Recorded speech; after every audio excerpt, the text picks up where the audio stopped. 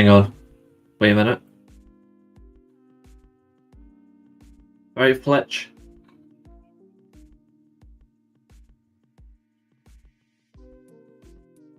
There we go. I muted myself. Classic. What's up, everybody? Welcome to the weekly Steelchair for your Raw review. How is everyone doing? It's going to be quite a fun show.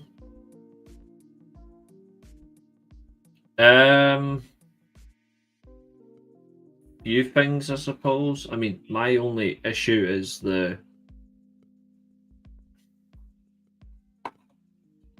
it have been better is probably the better question, and 100%. Won't be here too much because Benfica starting in 25 minutes. Yeah, I know these are playing tonight. I'm watching Milan and they're letting me down, the fucking idiots. So I got to deal with that. So yeah, not much, Stussy, not much. How about you?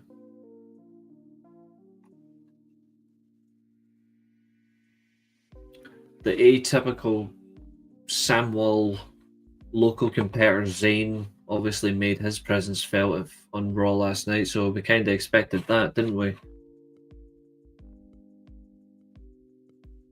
2, 3, 4, 5 matches though. I mean, when was the last time they produced 5 matches on a TV? I can't fucking remember. Can you? I haven't. Sorry. I have very little. I had very little time to check all of that. So if I haven't, I'll check it once the show ends. I've still got nearly 2 minutes left of this. This game's well and truly over anyway. Milan have fucked it. Idiots. They took off like Pulisic when they should have took off Leao, and they kept on João Felix. It's so shit. Still, and why would you take off Jimenez? I don't care if it's a red card. Keep your striker on. Stupid moron. Gotta be honest, I fell asleep after the Zayn segment. Thankfully, I woke up as the Pin and Seth match was starting. Found out Punk was on the show, so I didn't bother rewatching. Nah, he wasn't on it at all. He wasn't even advised. It's not João Felix hate, it's just João Felix facts. The guy did fuck all in this game. He's an absolute fool. Does Jacob get the Ula Fala first or the championship? Neither. I think if you go first, I think he could do both at the same time. But if you want to put a bet on it, he takes a title first. He shouldn't be needing that Ula Fala thing. I don't think it has any relevance to him.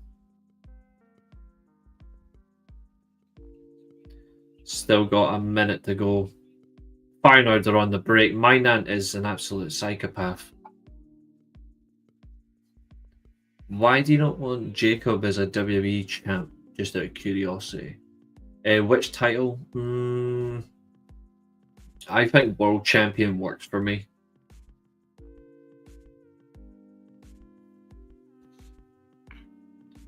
I mean, reality speaks fact. It is. The only difference is Jacob Fatu is at least better. I think that's the only thing. He's incorruptible. In a way. US champ would be a bad thing.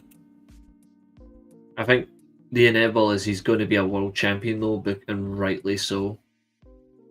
It's just the manner you go about it is the key, and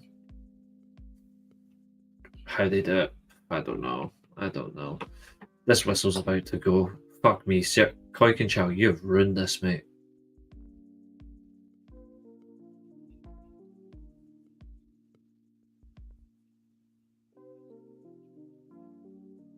I'm just waiting for the whistle before I carry on. 2 seconds, guys.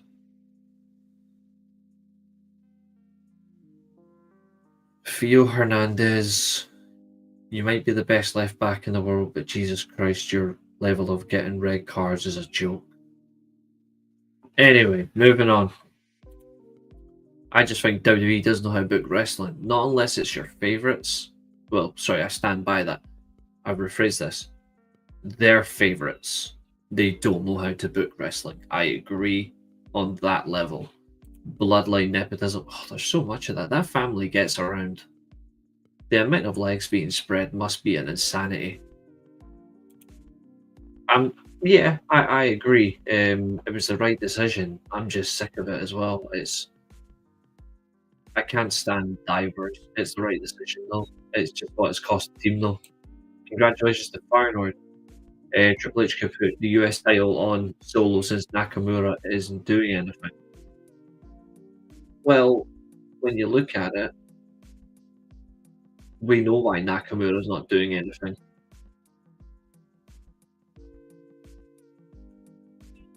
Sammy versus KO not Mania is stupid. See, the thing is, I think you're still getting them at WrestleMania.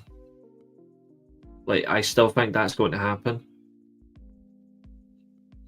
It's just only unsanctioned because they've not, because he's not like clear to wrestle. I still think you're going to get them at WrestleMania, and I'm sick of it anyway. I'm sick of this fucking feud.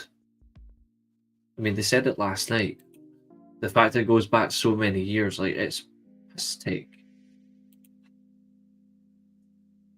It's unsanctioned, so you can't really have any realistic shenanigans. The only thing you're going to get is somebody's going to be written off TV for a month. I love that story. It's not really a story though. It's just one word ruining pro wrestling.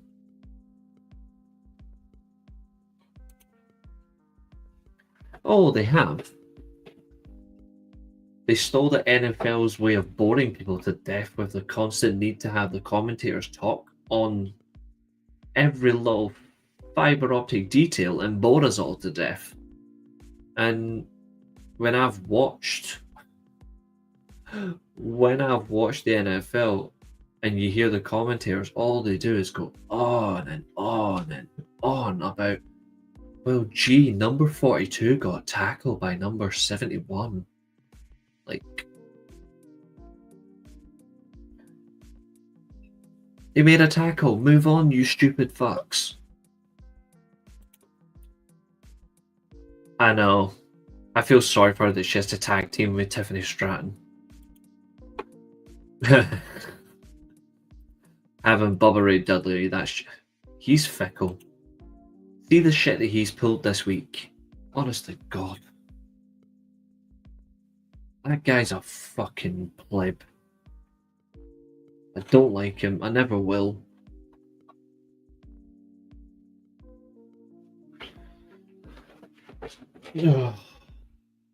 But thank you to the 278 subscribers that we're on now. So hopefully everyone is doing well. Welcome, of course. We're nearly 10 minutes in, so welcome to the show. The rant is almost over. Watching LFG gave me a headache. Still haven't watched it. I'm not going to either, because I've seen what Bully said on his busted flaps. Sorry, busted open. I saw what he said to Tommy Dreamer. It's the most boring show of all time. I saw a clip of it, and it's, we all don't like this guy.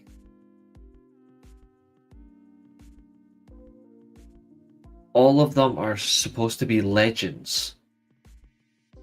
All of them are supposed to be legends, and they don't like this young guy because he comes across in a different way. And then if you want to join our fraternity, this isn't college. What the fuck are you on about? You absolute swine. It's absolute nonsense, man. The way he speaks to people, why are you coaching in a wrestling setting? Exactly. If you're going to speak to people on Undertaker, I'm disappointing him too. You're not doing anything good. Honest to God, if you want to learn pro wrestling, you don't learn from Bubba Dudley. If you want to learn how to be an absolute stupid moron, then absolutely give me Bubba Dudley. I don't think he can either. I think he really... I actually think he's got no respect for young talent. Like, honest to God, it wouldn't surprise me if Bubba Dudley constantly phones hardcore Bob Holly. Because he was the same with young talent. He bullied them. A legend of the business, but he bullied young talent. Stussy with the absolute comment of the night. Gunther lost his title to Zayn and now his consolation title to Yeet. Straight up, brother. You can swing webs on that and you're going to get it factually complete. Ripley paying for Mania. She's going to lose at WrestleMania 100%. Why does Charlotte Flair get every opportunity to Boris today? Her surname. Because she's got money. She comes from a rich house. Like, she comes from a family that's legacy. I mean, let's be real. She doesn't exactly come from a working class family. Undertaker coach. If you want to look at the difference of coaching, look at how Taker will coach a talent and look at Mickie James compared to Bubba Dudley. They have patience for these talents. I get it. I get it that Bubba Dudley is trying to save face by saying we don't like this young kid for his promos, and then he tried to put him over with the second promo was better than the first. But this is a complete rookie that knows nothing except that it's a successful business. He doesn't know pro wrestling like we as fans do or talent does. And I think he's really missed the whole situation. I think it's wrong to do it, and I think he's really made a mistake. And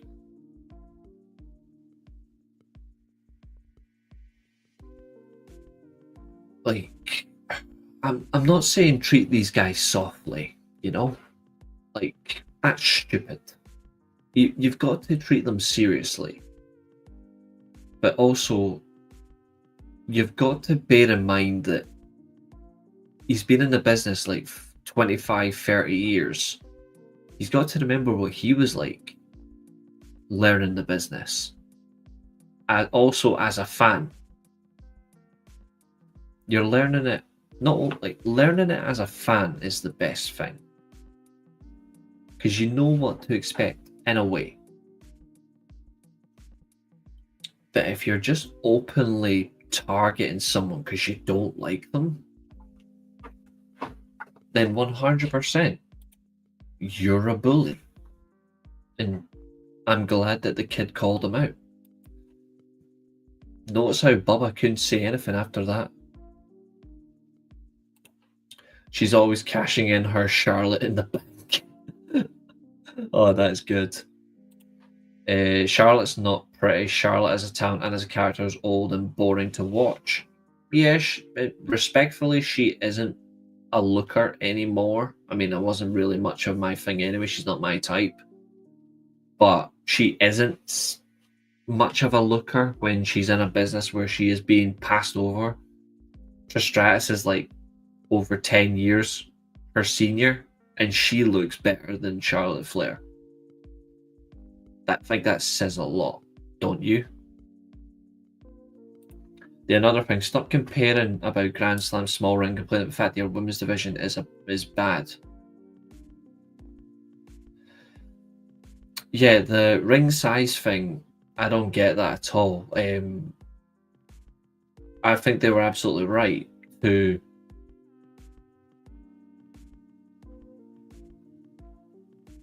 like, I absolutely like the reality that they are where they are. Their women's division on the main roster is dreadful. Their best is NXT. The problem is they just don't have a clue what they're doing.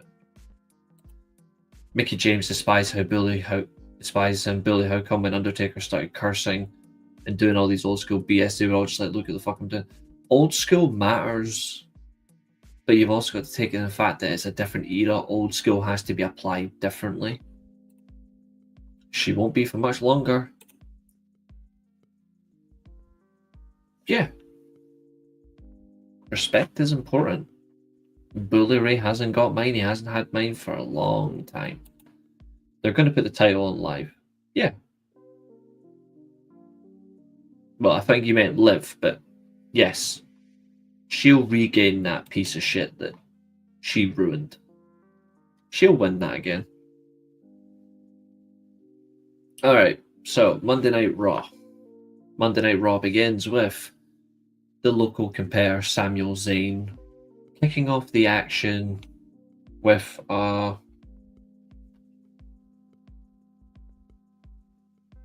direct promo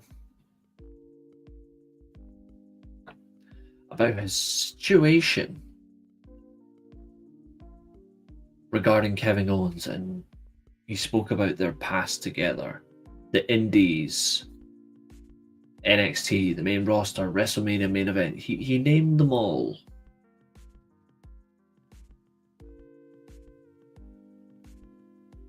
He named them all.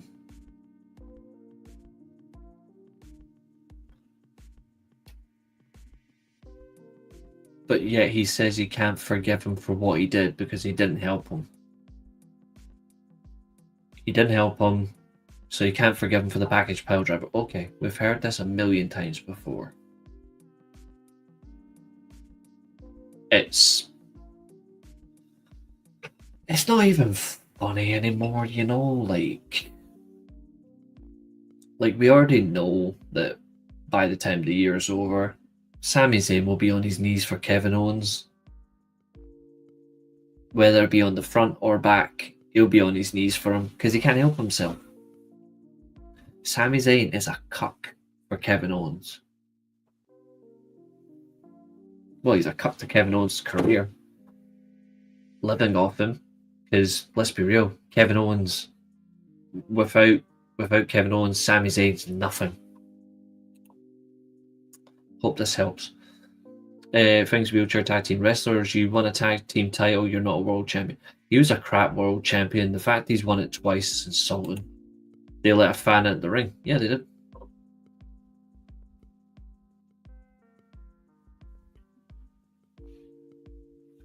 And they didn't even treat him respectfully. They ruined him. If you had Trish Stratus and Natalia there for the women's wrestling for Let's Fucking Go, that would be good. It would, because it's two veterans that understand what they're doing and actually understand growth. Now, Mickie James makes sense. Like, I actually think it would be good to have Stratus and Natalia. I don't think Michelle McCool's the right answer. I know I've seen clips, she's involved. She teaches someone about submission attack. I like that.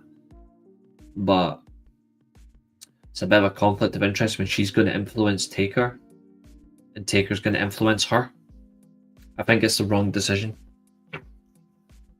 Not that I'm saying that it's going to question their opinions, but it's impactful.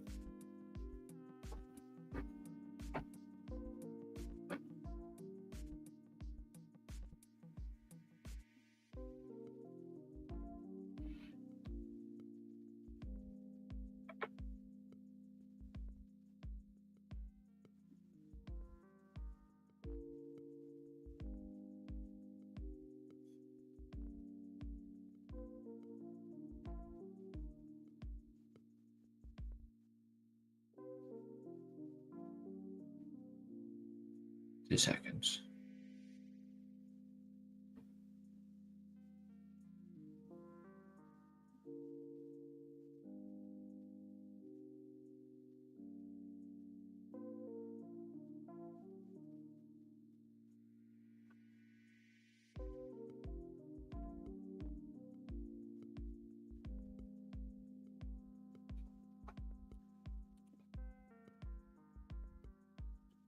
The Undertaker, I'm disappointed in him because he has to stop that old school mentality as well. He's not as bad, though. I think he's not as bad with the old school mentality. When you actually look at it, he's bringing that mentality in because he wants the young talent to see how important the business actually is. Like, I think that's not an issue. Like, I don't think that's the issue, you know? I think it's more the sense of if it leads to behind the scenes issues, then yes, but at the moment I don't think it's a problem. I think it's the right thing to do. Like, I think it's the right thing to do.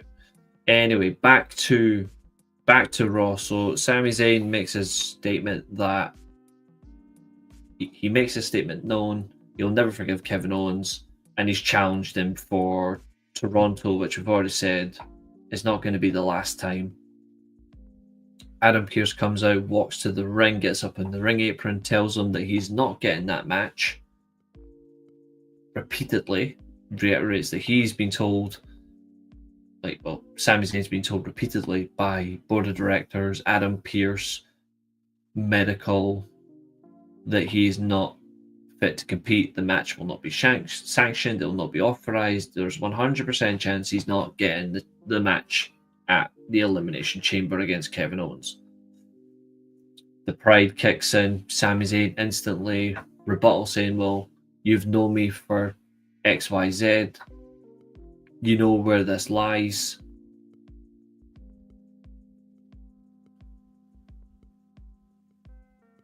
And it gets to the point where pride is a fickle thing, and Zayn's pride costs him in the end because, again, he walks up to Adam Pearce's face, he challenges, and he's awarded an unsanctioned match. I'm going to say this now. Sami Zayn is getting package pile driven through a table. He's going to eat another one, and he'll be written out for a while. I can just see it happening. If he wins that thing, like if he wins that unsanctioned match at Elimination Chamber, then you can kiss any chance of good creative for Kevin Owens goodbye, officially. And that's official. I'm disappointed in Bubba more than anything because he didn't want him to do a second promo. Why are you mad? He's been honest. I thought promos were honest. Yeah, exactly. First promo was really crap as well, but the second one was really good. The problem is there are some old school wrestlers like Taker who are absolutely good people, but you're not honestly having Bubba Ray attack them. Attack team wrestler didn't do none for the business. Exactly. And WWE is a toxic culture within their fan base. Whether their fan base or executives, they don't know how to do promos, instead how to do scripts like TV. But in a nutshell, they still get what they're doing, but they have to do something effective. And I'm saying that WWE executives don't know the difference between a pro. Yeah, they will. Like, they should. It's like other people have said, you're not in the NFL because none of these guys could. No, of course they couldn't. Brock Lesnar couldn't even survive 2 weeks. They'll probably jump off the stage. Probably. And will any's like it? I won't.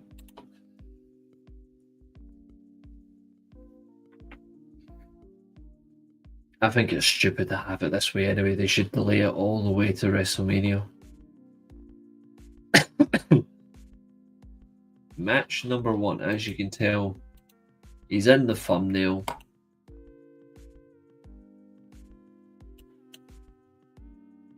We have a phenomenal in-ring return of AJ Styles. Back in action against Dominic Mysterio, who gave him a good show.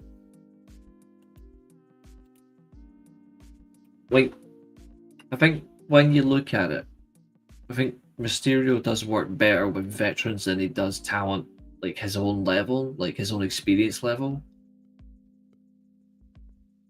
But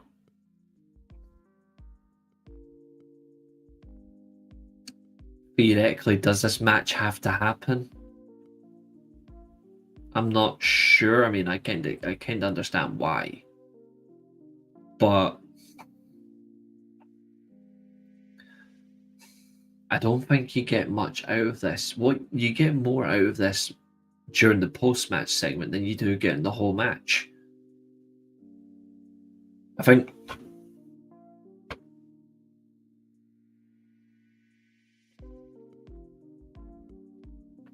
it puts Styles in a strong position anyway. He gets a big return win. He was going to win this match anyway. There was no way he was losing. He's in action. He returns. It's not a finisher fest, but it is a one and done for Styles, who wins. He wins with his patented Styles Clash. Carlito does get involved as well. Like, it's kind of expected that. That's normal. But then came the moment.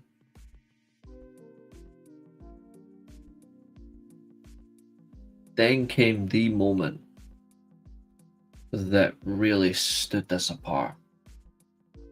Braun Breaker, after his stare down last week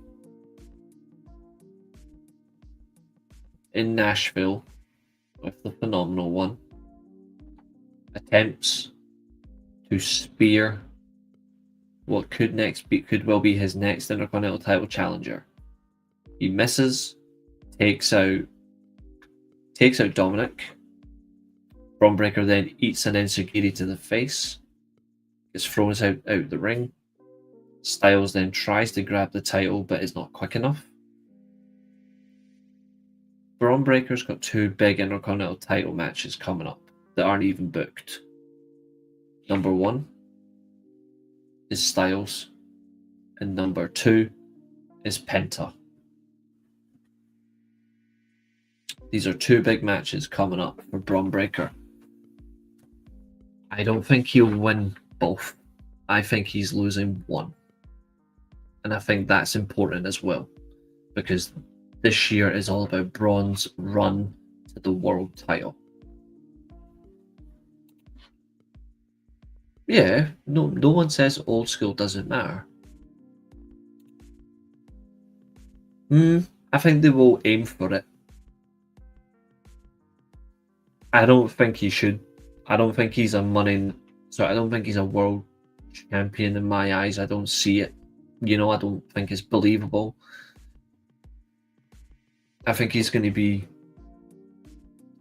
that Intercontinental title option all the way across. Like, it seems whether it be the Intercontinental title or the US title, depending on what brand he's on. I think that's his future, and it should stay that way.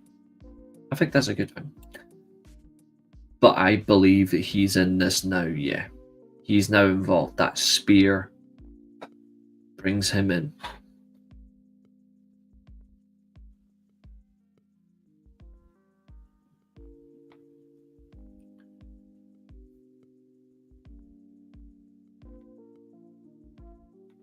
My only thing is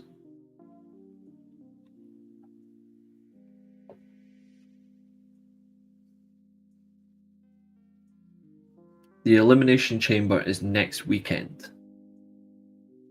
If they're advertising Styles versus Breaker for Elimination Chamber,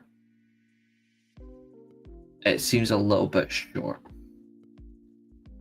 It might work, but I think the better advantage is you have Styles and Penta versus Breaker in a triple threat at WrestleMania.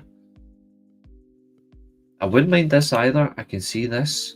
I did say there's some good compares realistically for Braun. Are they willing to make the jump? So I mentioned some last time, so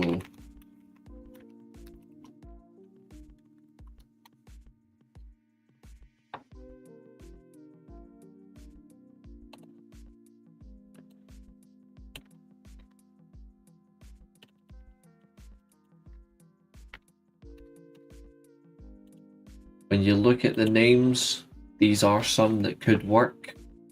Obviously, one of them is still injured.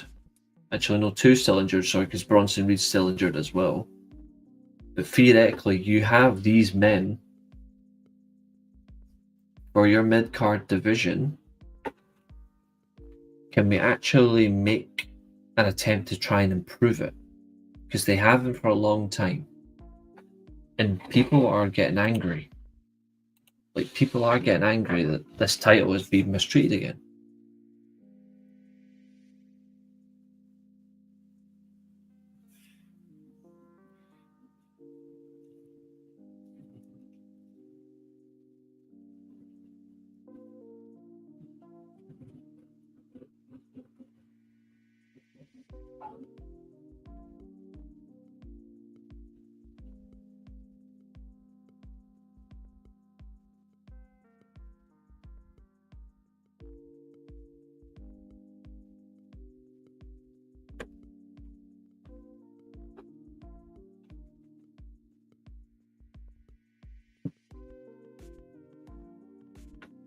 I'm all in. If it's a ladder match for the Intercontinental title at WrestleMania, I'm all in.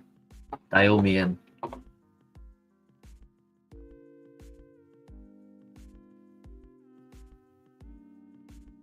You could even put Rey Mysterio in there if he's returned by that point. You could put Kofi Kingston in there as well as a heel.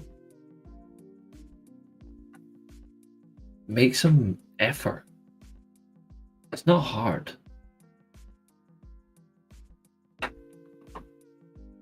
During the match as well, we got a moment when Styles hit his patented dropkick. It was called the Total Non-Stop Action Dropkick. Naturally, that's one good way to reminisce about the fact that Styles is the greatest from TNA.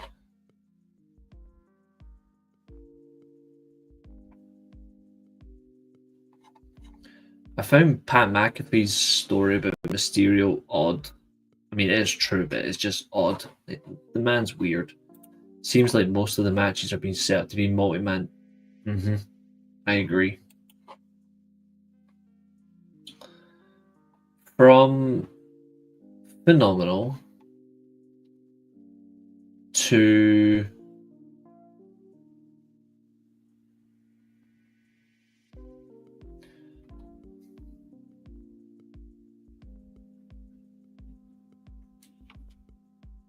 what's the nicest way to say it without being horrible? I got it.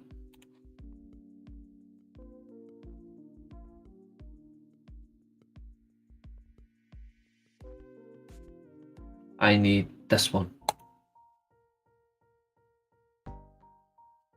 Nope, that won't cut it.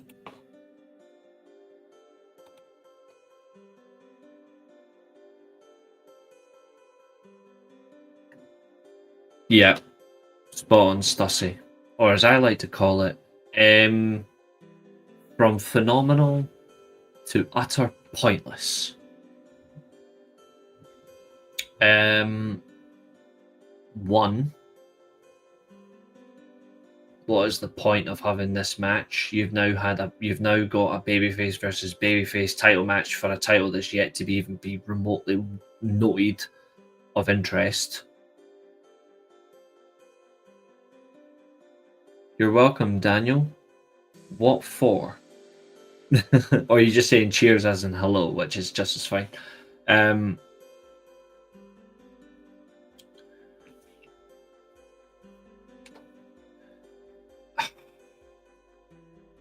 Okay.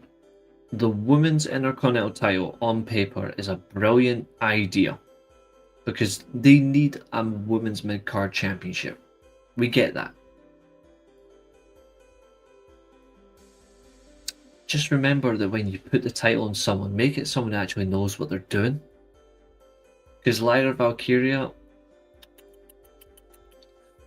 and here's another thing, this crowd was dead. This crowd did not care. Like, I feel bad for Dakota Kai. They didn't give a flying fuck. And they didn't care about Ivy Nile. Ivy Nile gets the reaction of an unplugged cooker. You're not going to get any response if it's unplugged. Like, it was awful. They actually physically do not care about her.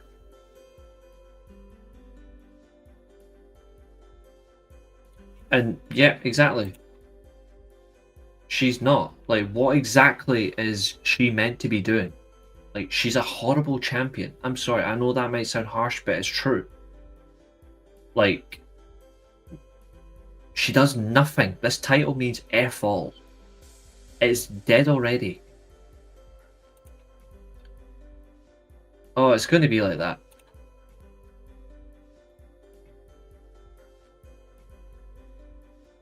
The reality is, mate, that women's division means... You know what, I want to be true. I'm saying it truthfully. That women's division, who cares? Like, seriously, who cares about that women's division? Right now, I love women's professional wrestling when it's done properly. Not even the men's Raws. Actually, this is how bad it is. This is exactly what I think of the women's division.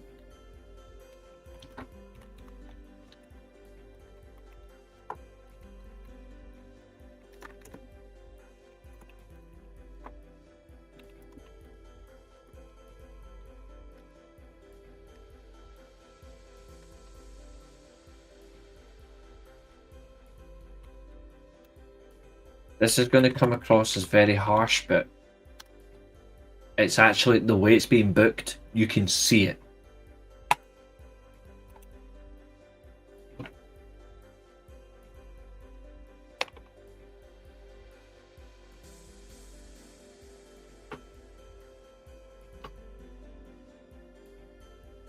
You actually go through and look at it, you can only find 2 or 3 decent talents. The rest, it's all mediocre. The same thing has been said about NXT for quite some time. And the women are being butchered. They're being butchered, and I actually do not know why.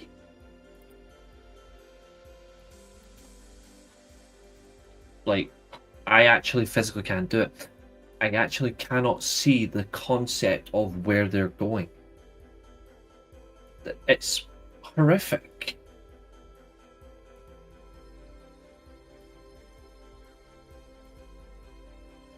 Like, it's horrific that they're actually treating them like a sack of shit.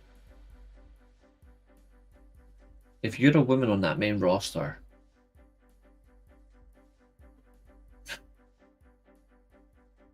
you're worth nothing. I'm sorry. Apart from maybe, what, 2 or 3?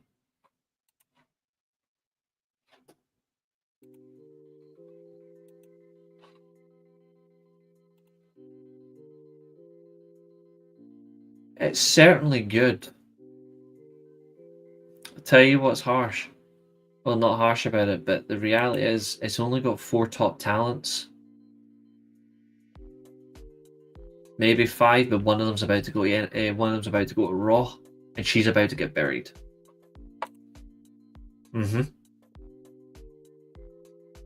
That's a fact.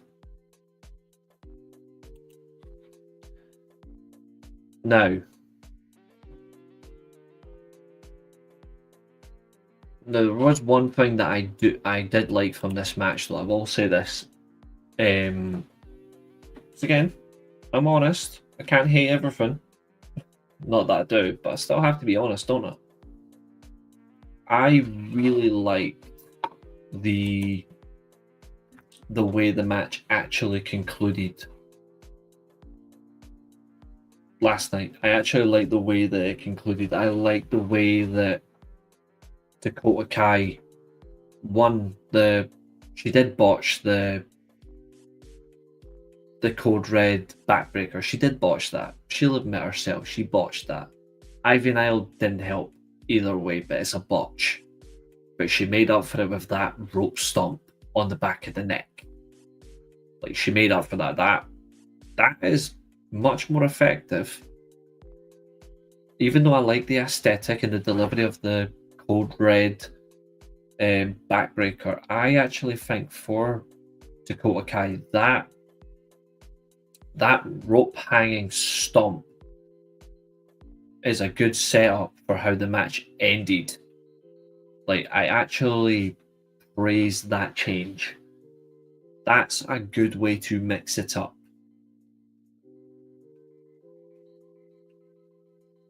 But also, Dakota Kai, for all the talent that she has, and I've always liked Dakota Kai, she's also incredibly stupid. This woman has had so many knee injuries, and she continues to take stupid bumps, either on the ring apron or being thrown over the rope, where she lands on that knee and she's going to end up shattering it again. I do not wish this on anyone, but she's going to. The way it's going, someone can grab her by the hair and just tell her, you need to stop. There's no shame in her doing moves involving the knee, but she's landing on that knee the wrong way. She needs to land on the other side. Because it's going to come. It's going to happen. Like, it's actually going to happen. Daniel says, I hate to see Ivy lose again, but I did like the finish. The maintaining use of the ankle lock last night was good. The problem is the crowd weren't caring for it. Like, the crowd just don't care for Ivy Nile at all. Like, it might be that she's just dull as a dodo. Mind you, the dodo's extinct. Maybe Ivy Nile's career should be extinct. That might sound harsh, but it does happen. See the way things are going. Roxanne Perez is going to replace her on that main roster. Ivy Nile may be better off going back to NXT. It's not a harsh thing to say about her, but it might help her, because she's not over. She works really well, though. I like good workers. She gives subtle but direct promos. I like that as well. But she can't seem to connect. Like, it doesn't make any sense. You know, like, she has a decent gimmick. She's actually in a gimmick that makes sense to her as a person.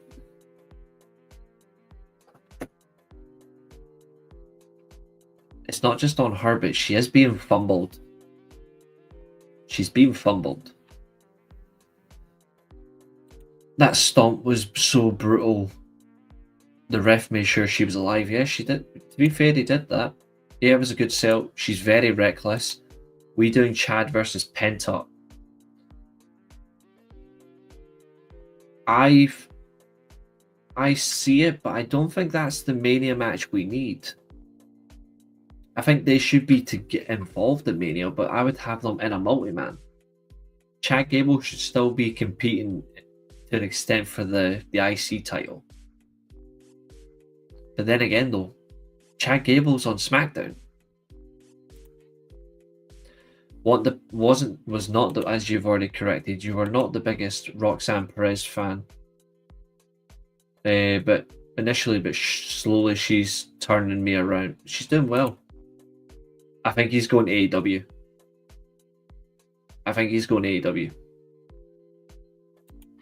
The Bloom connection says it all. Dakota Kai would pick up the win with the GTK. I quite like that move, to be fair. It is cool, but you know what's even better? The move that did the most effective damage in the whole match was that stomp. That would be a quality finisher.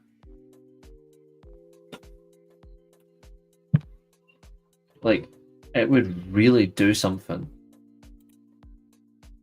No, I don't think so. I think there's other talent that would get lost in the shuffle. I don't think he would. I do think, here's another thing, this is really important. I can tell why he was not going to WWE in the first place. There's, like, if you actually look at it, like, they omitted him. Nobody's going to believe that, but they omitted him. Pathetically, don't know why.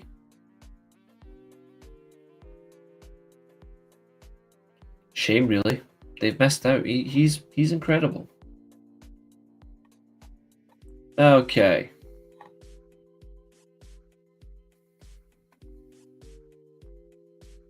I think you guys know what's coming next because I have to rub my eyes in shock and despair and all that stuff, so you know what's coming.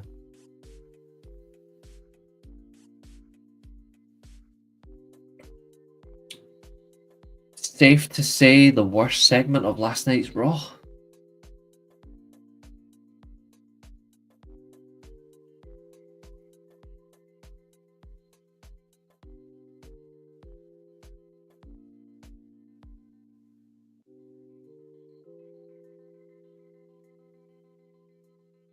Me neither, Stussy. Me neither. This segment was dreadful again. That's the third week in a row. Not just the Royal Rumble, but it's just the third week in a row. These three segments.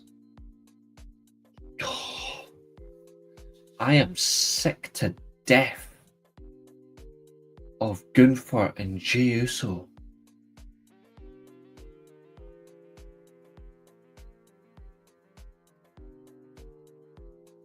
The worst thing is, it's only over because of one word. It is awful. It's awful. I actually feel sorry for people that actually like wrestling. They actually like good talent. They actually like people that give a fuck.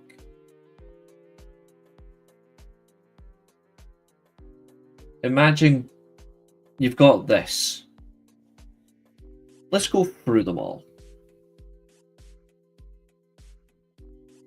WrestleMania 1. Hogan, Mr. T versus Paul Orndorff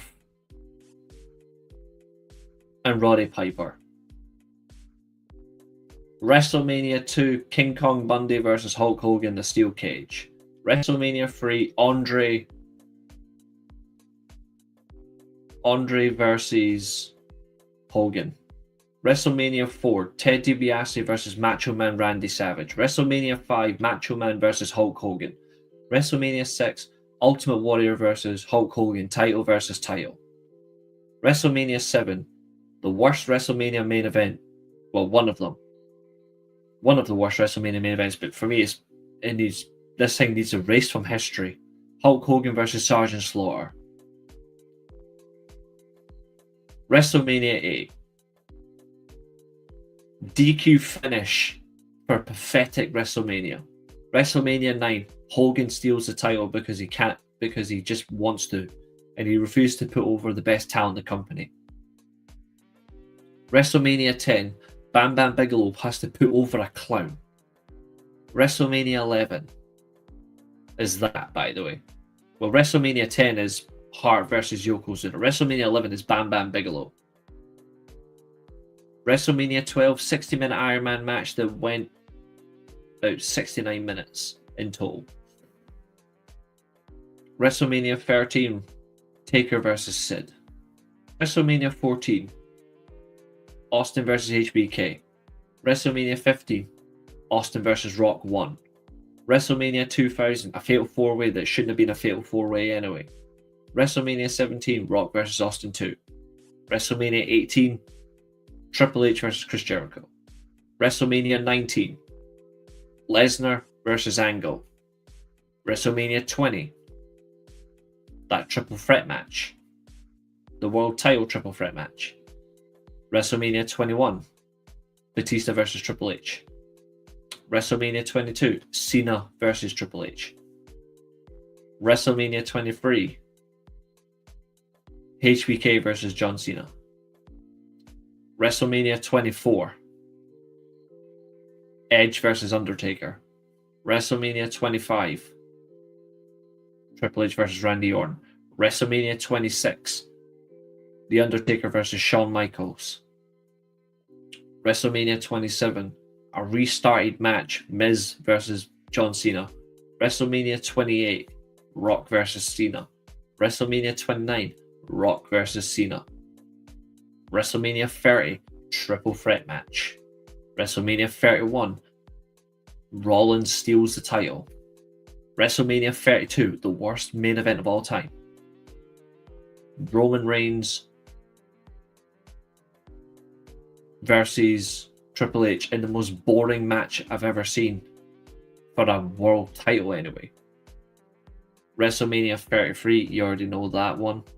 They'll have to really repeat it. It's Roman versus Taker.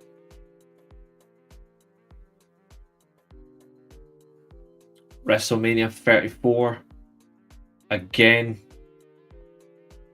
WrestleMania 34 again, Roman versus Lesnar. WrestleMania 35, the women get their chance.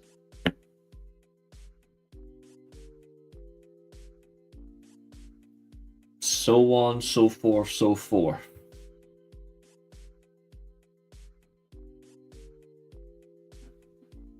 WrestleMania 36 is a triple threat, and we get the women's main events as well. WrestleMania 38 is Lesnar versus Roman again. WrestleMania 30 is a main event. And then I'm pretty sure it's just all nonsense. WrestleMania 39, you already know the main event to that twice. That tag match that people forget. And Cody losing to Roman this year. That tag match that was much better than the one before, the year before. And then Roman versus Cody too. There's all your WrestleMania main events. And you're telling me for WrestleMania 41, one of your main events for a world title is going to be the Samoan Orange Cassidy versus Gunther. Get fucked. Genuinely, get fucked. I don't think that's true. I mean, if you look at it, the greatest WrestleMania was WrestleMania 17, as mostly agreed. I don't get that at all. How has it been a failure since WrestleMania 1? I don't get that. I used to think WrestleMania... Excuse me. I used to think WrestleMania was the showcase of the Immortals. The event where we get the most legendary matches. Well, that does happen to some extent. I realize it's also just a glorified circus. Do you want to know when that started? Or do you want to hazard a guess?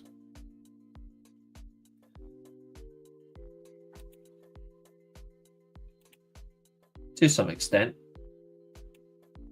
The thing is, if you want to be an industry leader, and history suggests it,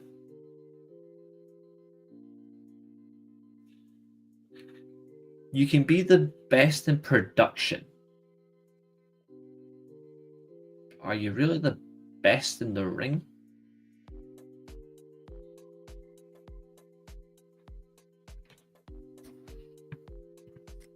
All in all,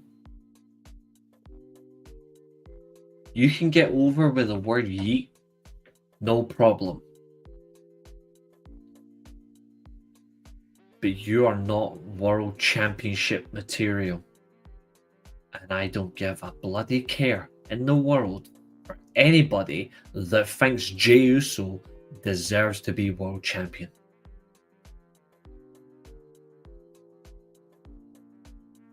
Sorry, but no. I can't take him seriously. And Pat McAfee.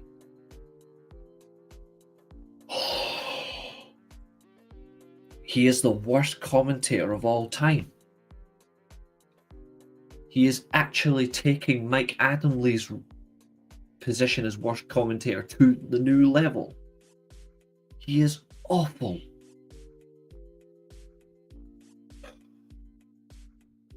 You had Vic Joseph doing Jackie Redmond's job. when Vic Joseph would do a better job on commentary. Oh, can someone tell Pat McAfee to fuck off? He's an absolute waste of time. And Gunther, I'm sorry, mate. Your matches are fairly decent, but your promo skills are dead in the water. He needs someone to do the talking for him because he doesn't do it. It doesn't. Like, I don't hate Gunther when it comes to in-ring work. No problem at all. But see, when it comes to his promos,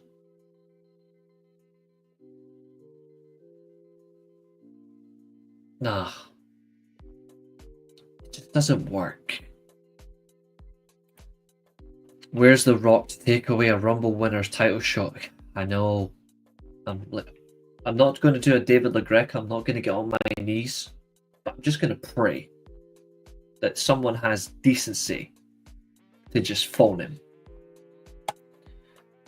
Cody Rhodes is going to be in the main event again, lose to Cena. See, the funny thing is, they already said it. If you actually listen to what they said on commentary during the main event match, the winner's going to main event with Cody Rhodes.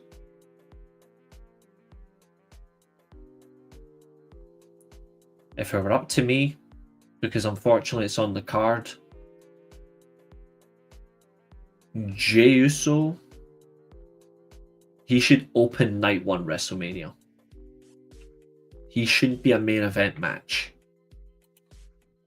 If you look at all of The Rock's main events, every single time he's main evented at WrestleMania, it stands out. Doesn't matter who he's with, it stands out. I don't watch Busted Open. I do listen to certain people though, like clips wise. So Mark Henry, he's a decent guy. Nick Nemeth, he laughs at LaGreca. I've got all the time in the world for Nick Nemeth. Bully Ray, nah. This is the treatment I would give David LaGreca, Bully Ray, and Tommy Dreamer when they speak.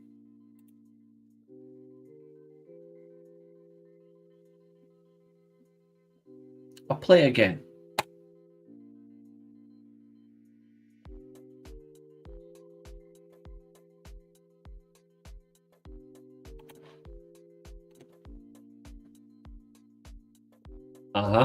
You know what's funny? I have spoken to a professional wrestler face to face, and I asked him about the Hall of Fame.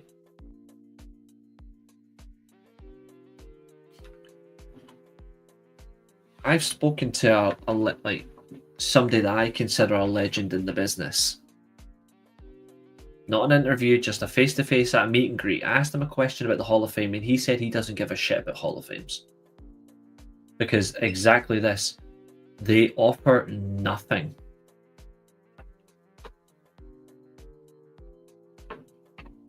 I asked him to his face what he thinks, and he said that. Yeah, send them back to the NFL.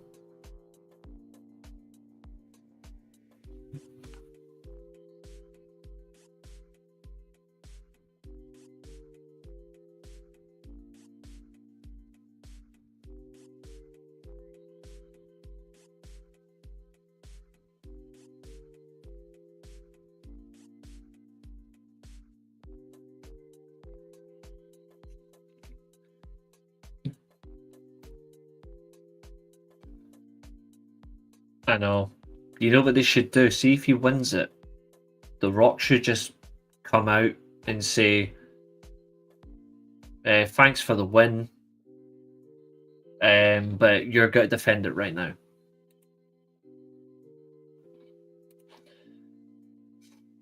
Oh, don't worry. You're going to see plenty of that.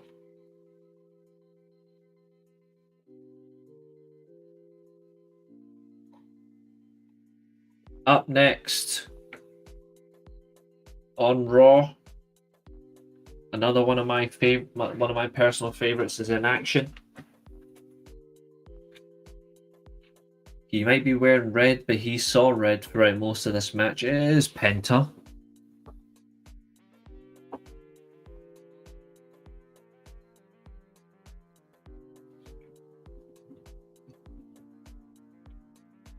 So,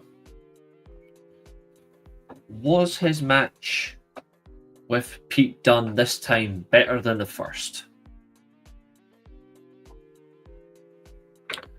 Was it better than the first encounter?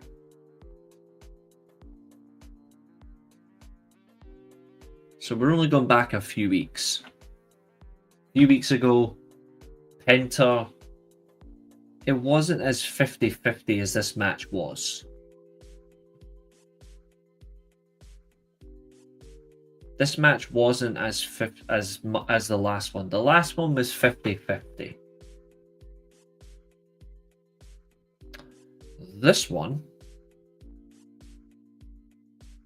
was definitely more Pete Dunne. And I'm going to say this truthfully, as a Penta fan. To be fair, I quite like Pete Dunne as well. I'm going to say this truthfully. The wrong man won. I know they want to build Penta up unbeaten, and that is completely fine with me. But last night, he absolutely should have lost. And Catherine, welcome to the show. You're completely fine. It's nice seeing you. I hope you're all right. If you want a bit of fun, Catherine, rewind the last 10 minutes. In fact, I'll tell you what. I've got it right beside me on my monitor. Let me just mute myself for 2 seconds. I'm going to tell you when to rewind to. Just for you, Catherine.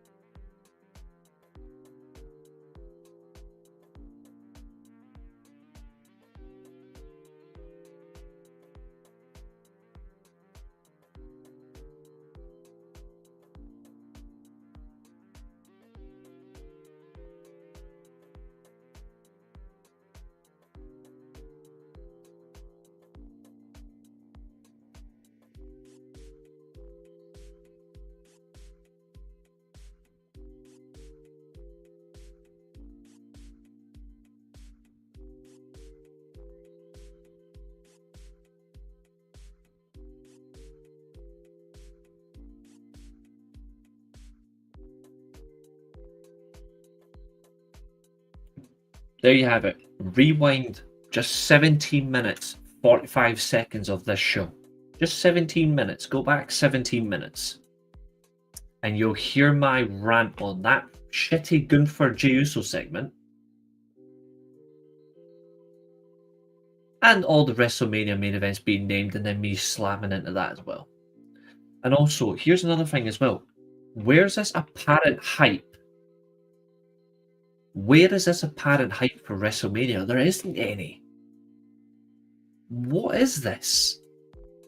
This is the first WrestleMania I've in my lifetime that I actually think has zero hype. It's actually very bizarre. And I'm not just saying that myself, by the way. Like, I've seen a lot of other content creators and fans across social media have all said the same thing. Like, I'm not swaying my opinion on them. I'm echoing their opinion.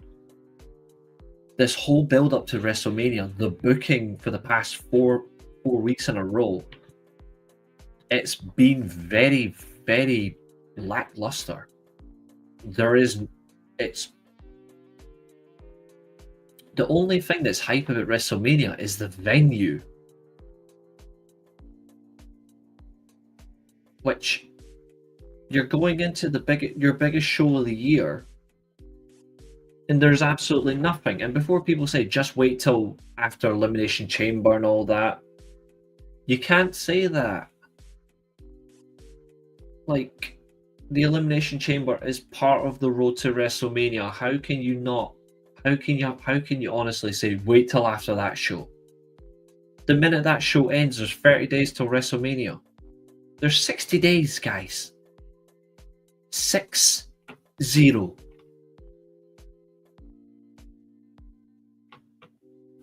Slash it through in this case. 60 days to WrestleMania, and there is no fucking hype. There is no interest as highly as even the last couple of years. Like, don't get me wrong, I hated the main event of last year, WrestleMania. Well, strictly speaking, I hated the second half. But I knew what I was getting. This year, they've put it onto someone because they didn't want to be predictable. But they've made it worse. Like, can we get some vibrancy, some energy, some intuition? Oh. You rewarded the person who had single-handedly the worst WrestleMania match of all time last year with a WrestleMania World title match this year. Jesus Christ. I'm sorry, but that's unacceptable. I know a few places that are just as toxic, to be fair. Some of them has. Okay. Anyway, and also, Stuss's comment, matches aren't clear enough, The Rock isn't involved, and we were hot off the Vince scandal. The Vince scandal made last year even more important. This year, there's nothing for them.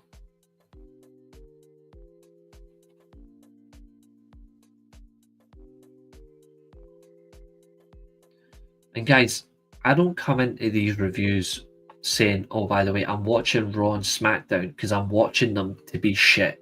I'm watching them expecting them to be shit. I'm watching them thinking, will we see something good? Same with AEW. Before anyone has a go at me, oh, you're just a fan of the flippy shit. No. I call them out as well.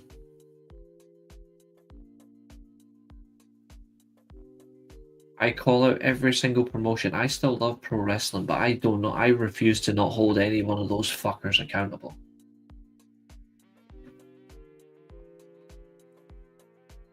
I've said it since day fucking 1 of the new year.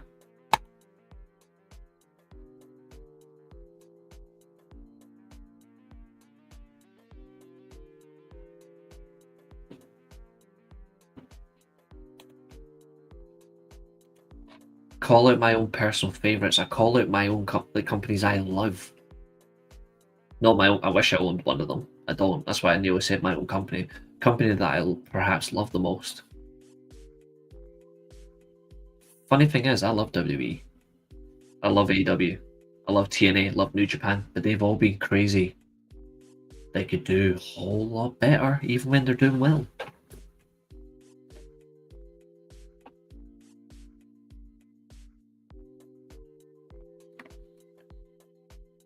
But you have to look at it from an honest perspective.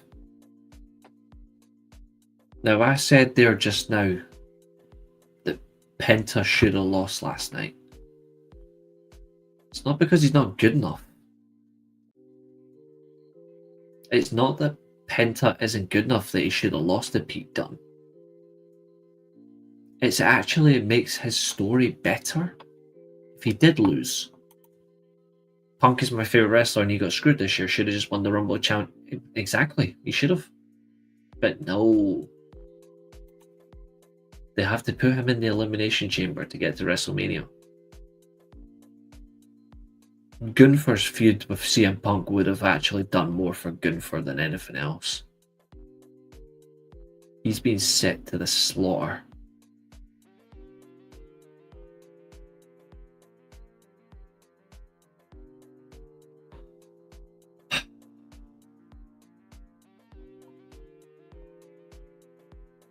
It's dangerous. It's harmful. You're wasting time. Instead, Punk is either going to be the third wheel in the Rollins Reigns feud or the Cena Cody. Exactly.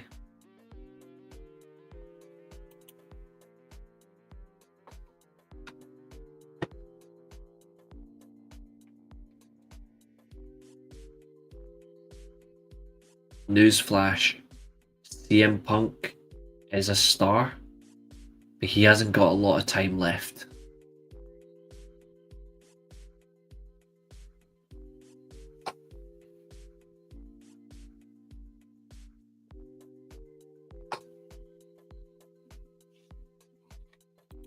Oh, it's coming. It's coming. Here's a fun fact. This should be the main event of night 1. The people are going to say, but Reece, but you also said on the Raw review, you said that title matches should main event shows. Yeah, I did. But I said if they meant something. Have a guess what the Raw main event's going to be next week. I'll wait.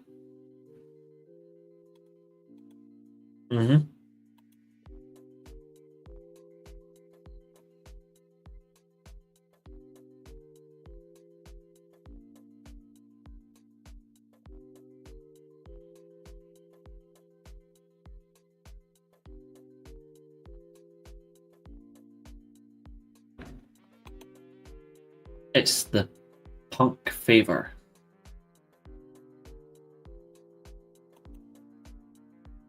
It's the Punk favor.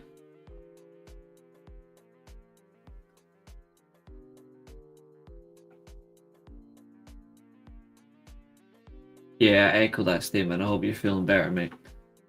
Anyway, back to this match. So, Penta is being absolutely brutalized by Pete Dunne.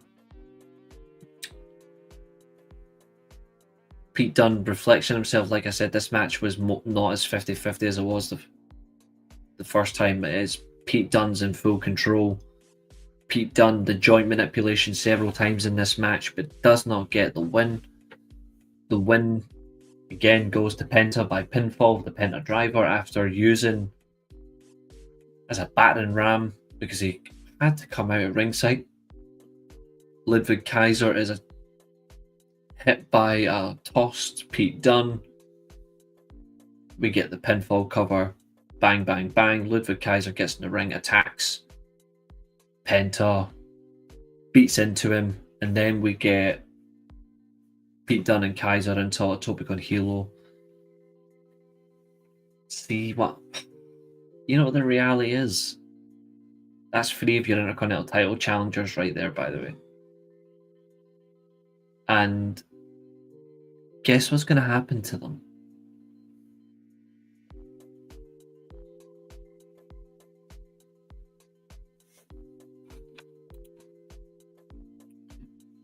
I agree with this. It's going to be hyped up to the moon after Elimination Chamber. But I agree. It's a waste. I think it'll be Reigns, Punk, Rollins. But it should be Punk. It should be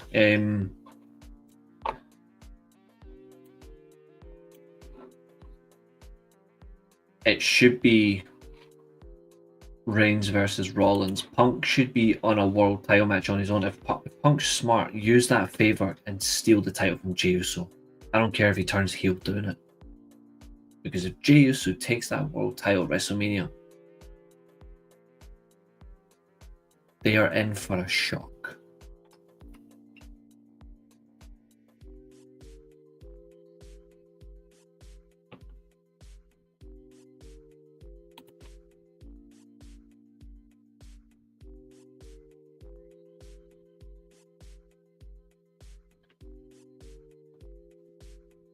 Guys, please put in 100 clap emojis for Stussy.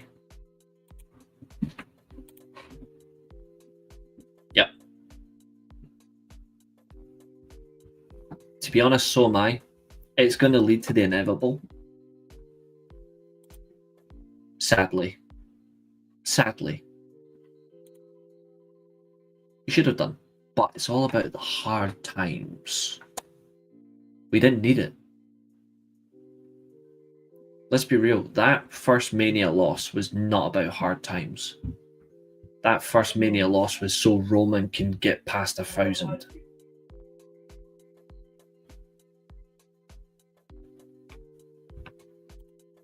Oh yeah. 100%.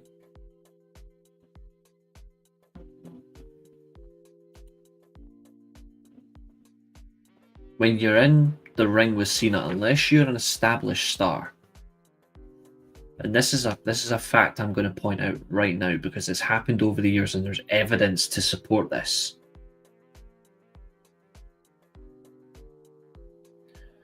Unless you're an established star that either wins or loses to Cena, you're in trouble regardless of what you do.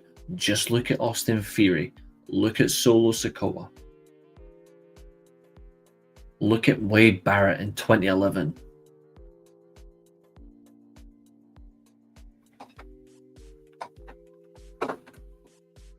You get shot down like a sniper waiting to pick you off. Austin Theory's being lined up. His career turned to shit. Solo Sikoa.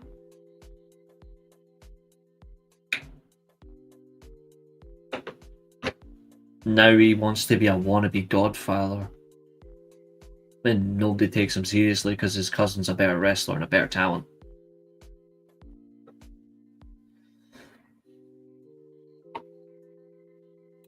Lost to Cody. Cody gets all the go. Oh, he is going to. It's going to lead to Cody turning heel. All the Make-A-Wish kids, I feel sorry for them too because they need a new star. All the other idiotic young fans, they go, oh, Cody. You know what Cody turning heel does? Saves adult fans. If Cody turns heel by losing to Cena, it shows that at least he's got the guts to do something that Cena couldn't do. Now, fans are going to come back at me, they say, but Cena didn't want to turn heel. Cena teased it for years. You can clearly tell he wanted to do it. He just never done it. The golden shovel doesn't always mean he needs to win. Exactly. Tell that to Hulk Hogan.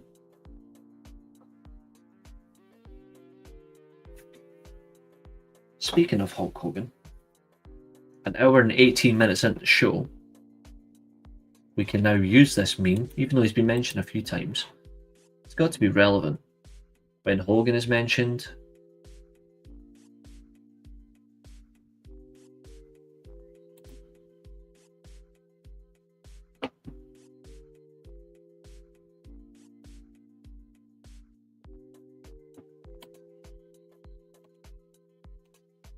this is true.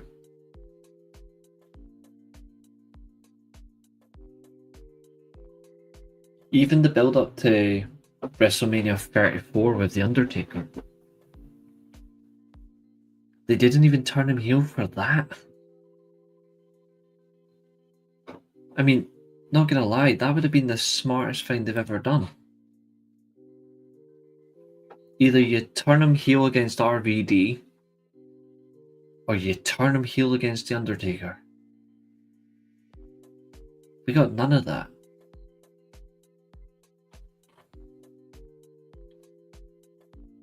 Like, I'll tell you who else, man, he should have turned heel. He should have turned heel SummerSlam 2016. Oh yeah, he was proper going after his nut. You know what would have made more sense for Cena as well to turn heel? His feud with AJ Styles, that SummerSlam match. One of Cena's best ever matches, but that's because of Styles.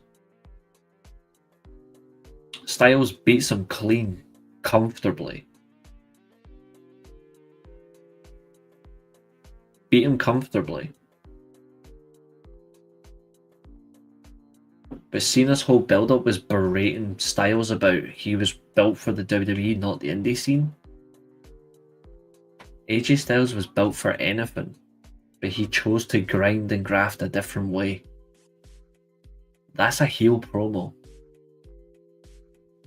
Same thing he did with the Royal Rumble. He said the same stuff for the Royal Rumble. That's not a joke. For the Royal Rumble 2017, he said the same stuff. Go back. You can check it yourself. Bianca and Cody will never be heels. I disagree.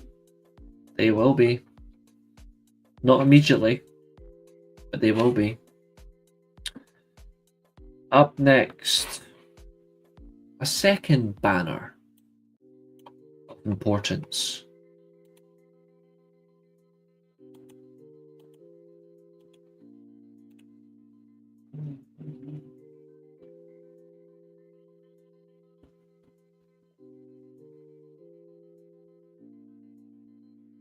Up next, we get a 5-foot talent up against a near 6-foot clown. Sorry, Raquel. I used to like Raquel Rodriguez a long time ago. That ship sailed. She's wasted. She's actually got nothing going for her. And I'll tell you why. It's because of what she's been made to do. She's meant to be a powerhouse. Instead, she's Liv Morgan's bitch.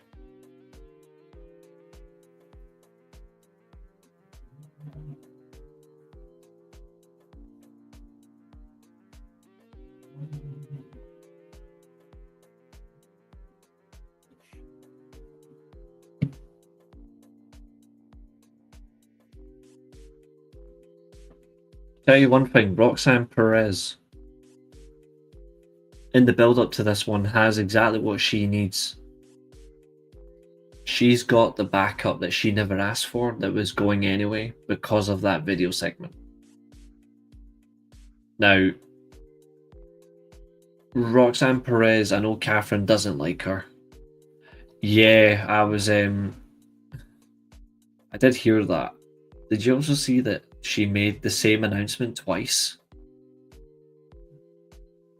She announced the following contest is an Elimination Chamber women's qualifying match before she announced Roxanne Perez. And then she done it when Raquel came out. Like, Lillian, make your mind up, woman.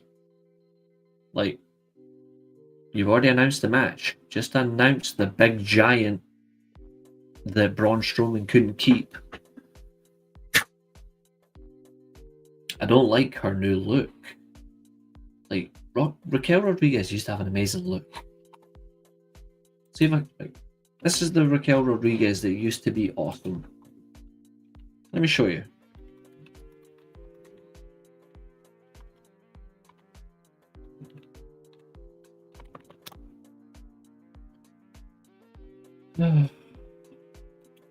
Sigh.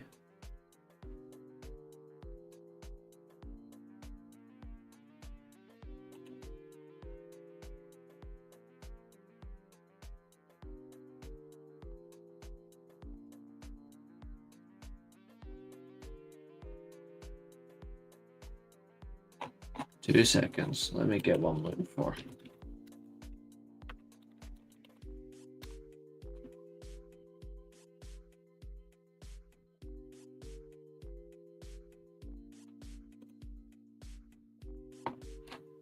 This is the Raquel Rodriguez that I liked.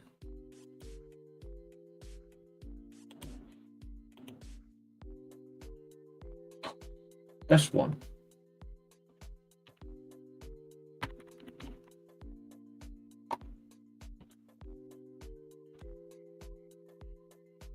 Back when she used to cook people. It was nice to hear Lillian again, not like these announcers that sound like they're singing. Oh. Who's the woman that does SmackDown? She's awful. Like she is crap. Like, who is she? Like, her announcing is, I'm sorry, but her announcing is piss poor. If she's expected to replace Samantha Irvin, then they need some help. But this is the Raquel Rodriguez that mattered to me. The current version means nothing.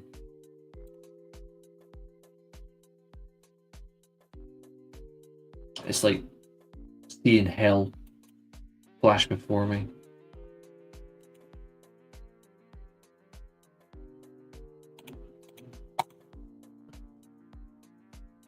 That's what that felt like. Roxanne Perez would... Sorry, hold on. We may as well use her new name now. Roxanne Perez wins with her patented, ever so elegant the beautifully done sunset flip powerbomb. The Punk Rock. She wins with that, but can I just say, Bianca Belair.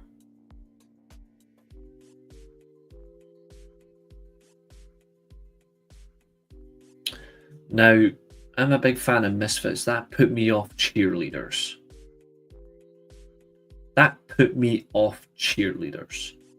Because zombie cheerleaders just, nah, that just fucks with me. But Bianca Belair dressed like a cheerleader, I'm in. I'm sold. Naomi, on the other hand, nah, doesn't work.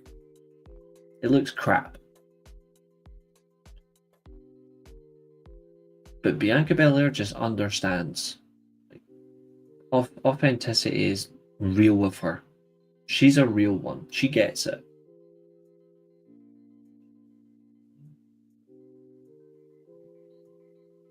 Pop rocks. Exactly, it does. It's not, to be fair, it's not really a Mexican destroyer. It's more or less a sunset flip powerbomb. I don't even, I think it could be a bit, I think she could get a better move. Obviously, same move name, but a better finisher, surely. Like,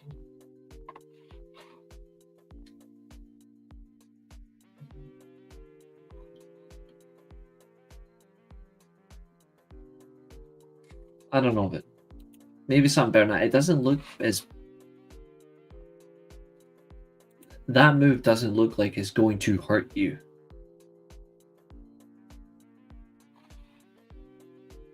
I think that's the problem. It looks like it's not going to, mind you, that's not her fault. She's tiny.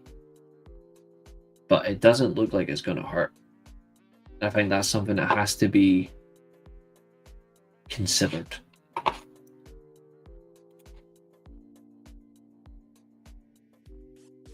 I wouldn't be against that. Or just a DDT. Like a vicious, like, wrenching DDT. Like, she would suit the Raven Effect style DDT. Like, the Raven Effect DDT would be excellent for her.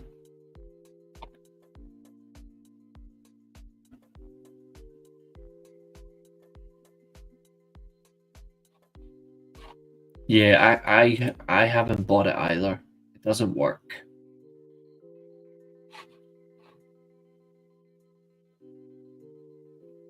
It's time for, and also you can tell as well, Roxanne Perez was not booked as a heel or a babyface here. Like, she was booked as an in-between, she was booked as a tweener. It's like she said in that promo package, she's not a villain, she's not a hero, she's just a prodigy. Let's have some fun with that one. We get the best promo of the night. Like, this is praise time. So I've already praised Roxanne Perez. Now I need to praise the best promo of the show. And this is true. This is me being honest. Kofi Kingston had the best promo this entire show. Like, this is the Kofi Kingston I've been waiting years for, in terms of actually showing yourself. His promo. Why has this not been done more? Like, why? Where's it been all this time, you know? Like, the way that he completely mugged Rey Mysterio in the locker room was excellent. He's spot on as well. He's never left WWE. He's been there. It's not an indictment to Rey Mysterio. Rey Mysterio chose to leave. But I like the way he's used that. I like the way that he's saying, I should be the locker room leader. And it's true, he has got more trophy title wins than Rey Mysterio. That in terms of WWE, that is a fact. Kofi Kingston has got far more titles to his name.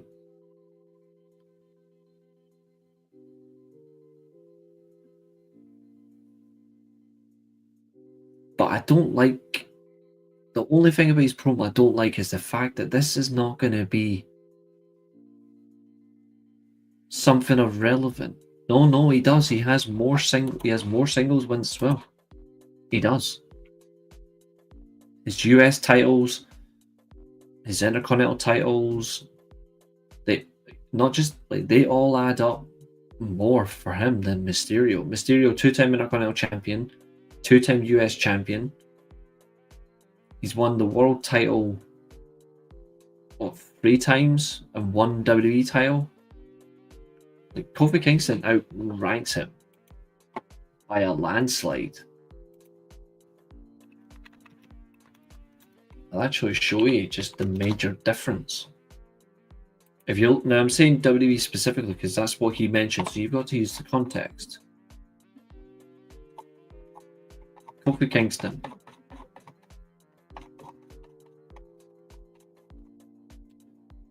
Scroll all this nonsense. Alright, there we go.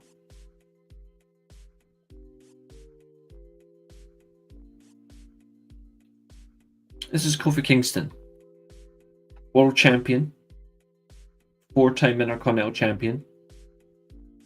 3-time US champion.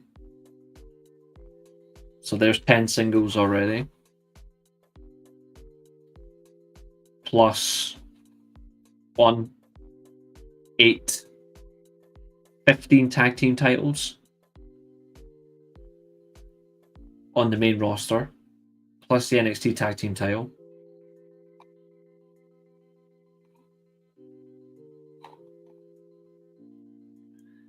Mind you, the record for titles won in WWE, I doubt gets broken. Oh yeah, it did.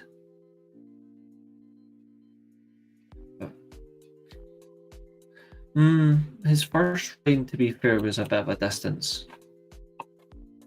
Not so much, but it was. Let's have a look at Rey Mysterio.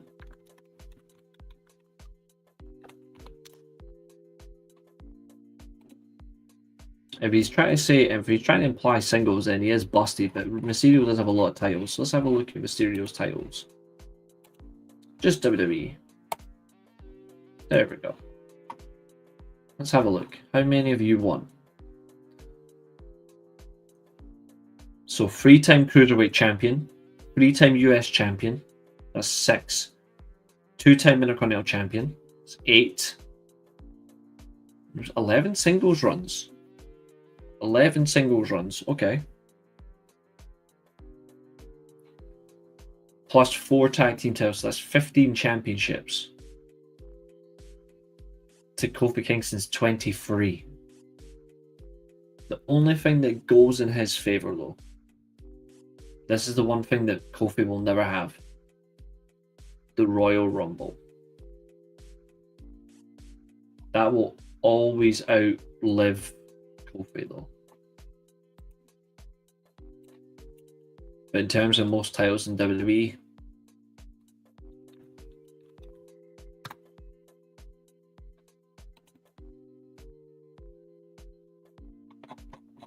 I think we all know who that is, isn't it?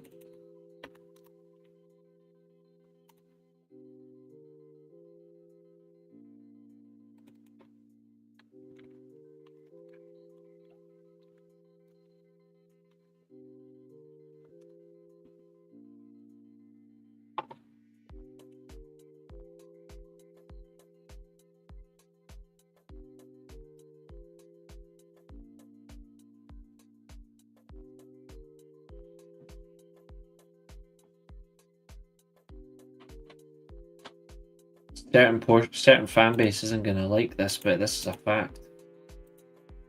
This is who's got the most titles in WWE.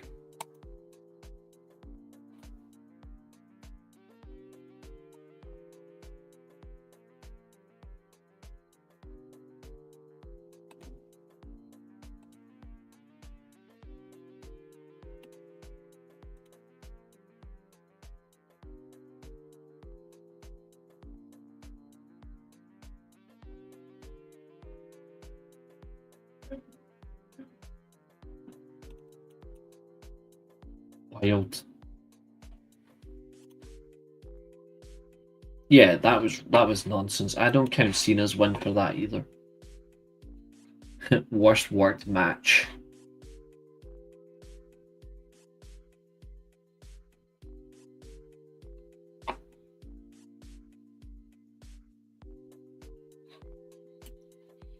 4, 11. Get off, Orton. Get off my screen before Catherine goes rowdy.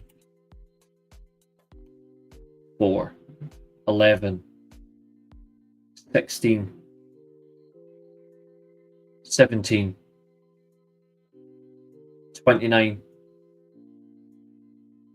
31. No one has more championships won than Adam Copeland.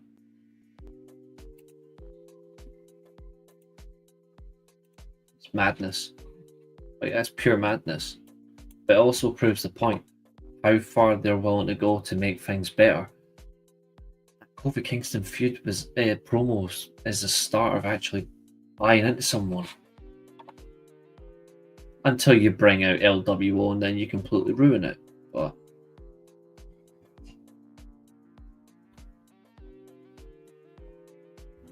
we'll see where it leads to. If it leads to Kingston versus Mysterio at WrestleMania, I'm all in. But then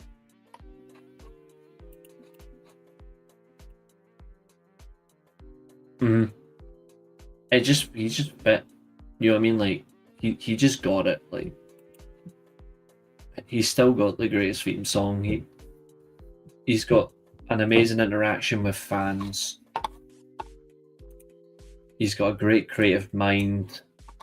He just gets it. Your main event, however,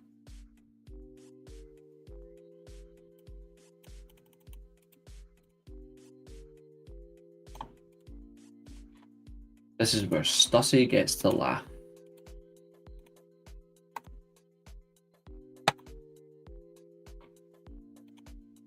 He failed that bad that he made the title of the show.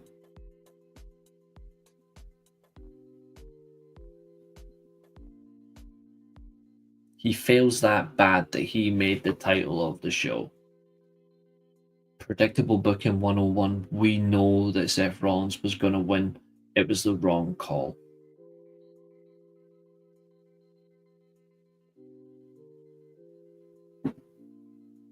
Like, it was absolutely the wrong call. Mental.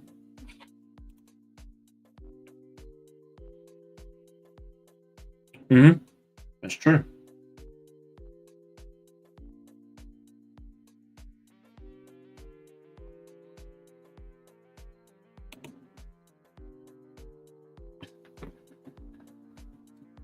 Here's the thing.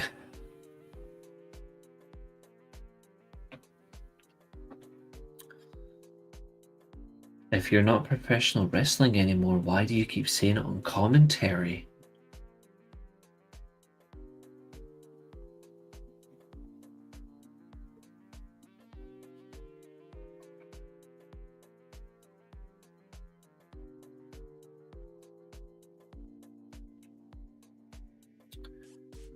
The funny thing is, and this is where I'm going to say it's true. There's no shame in being a sports entertainment organization. You know what I mean?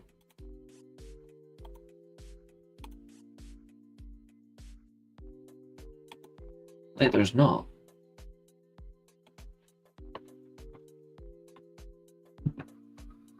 Like, there isn't a shame if they say that. But if you're going to say that, then please don't say professional wrestling on commentary.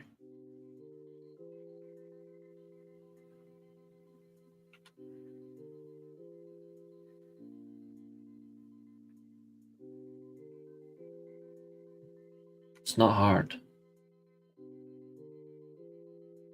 The funny thing is, it still entertains people.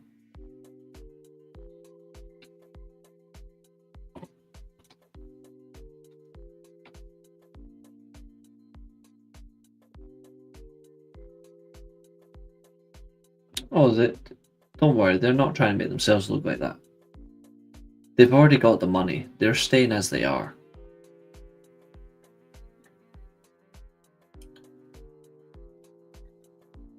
Netflix knew what they were getting. Netflix aren't stupid.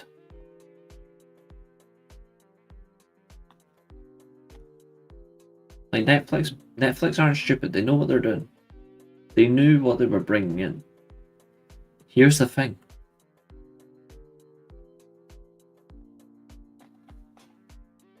Netflix will market it. They'll still market them on their shows, on their platform. Michael Cole is only saying the truth. Oh, they did. They did, Matt. They know what they were doing. Netflix go for the high standard. And I'm not saying that in the worst way. I'm saying they go for what they know is the main thing. Like, look at this.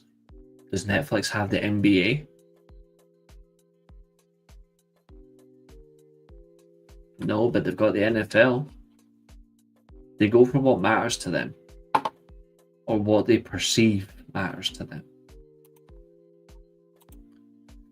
Do you hear about WWE Jones song where they were singing during Adam Copeland's entrance in Grand Slam? It was fun. It was a good moment. That should have just been wrestling fans alike. Wrestling fans in general should just be singing and enjoying that song. It's a great song. It's a legend. Have fun. Same with this is the thing. People want to have fun with WWE. Like this is true. I mean, look at the talent over there. Braun Breaker, AJ Styles, Ilja Dragunov when he returns, Penta, Pete Dunne, Jacob Fatu. Just to name a bright few. Women's wise, Rhea Ripley, Raquel Rodriguez, not really. Rhea Ripley, Roxanne Perez, Stephanie Vacour, Zarya, Jordan Grace, Julia. You've got such amazing talent.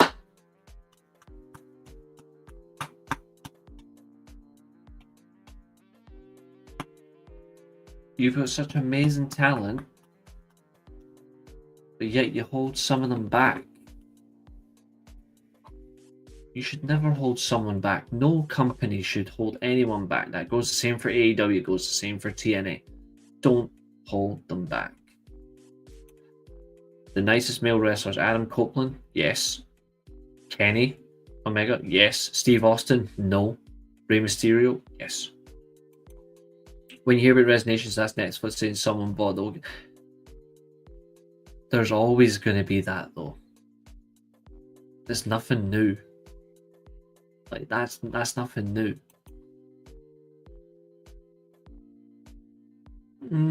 Yeah. Most of these, yeah.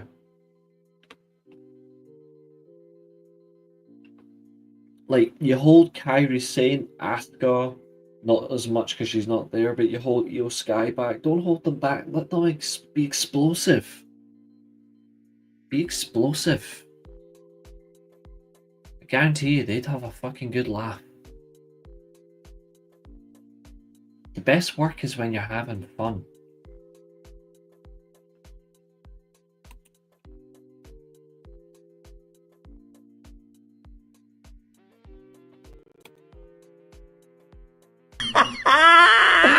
Oh god. Oh god.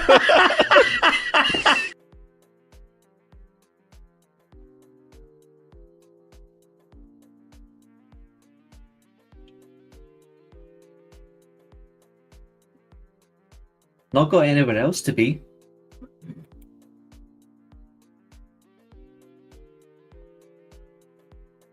But since this is my show, this is my channel that no one watches, at least people know my name. Say his name and he appears. I believe in Reece Russell. I believe in Reece Russell. cause they love him in Scotland and Scotland and Scotland and Scotland and Scotland and Scotland and Scotland and Scotland and Scotland and Scotland and Scotland. They say I believe in Reece Russell. I believe in Reece Russell. And if you don't, that's your loss. But anyway, Finn Balor, as we know, Finn Balor loses another main match. He's not going to the chamber, which means at WrestleMania it's going to be Finn Balor versus Dominic Mysterio.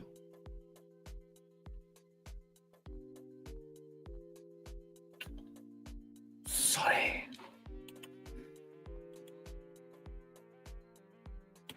When Breakker moves to the main event scene, Sheamus needs to be the one who dethrones him.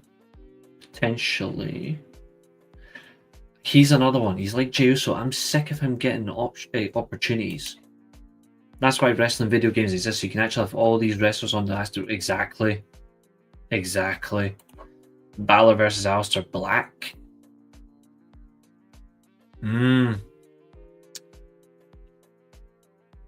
This one's just for you then. Let me see if I can find it. Give me 2 seconds. Let me open up another YouTube tab. Because this is actually quite funny. WWE Vault have actually put up the watch along I'm actually going to do, funnily enough. Well, the match that I'm going to do a watch along for. Anyone want to guess what match I'm going to do a watch along for?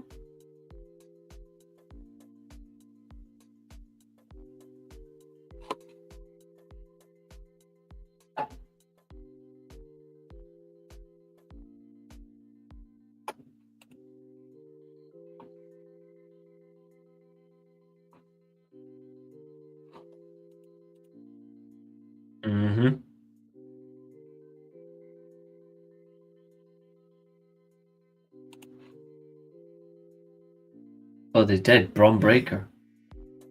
AJ Styles is a real athlete. Come on, Jonathan. Don't lie.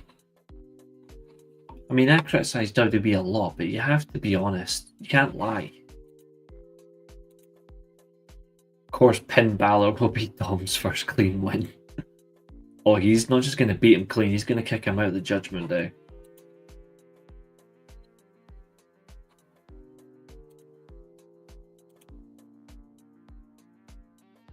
Say his name and he appears.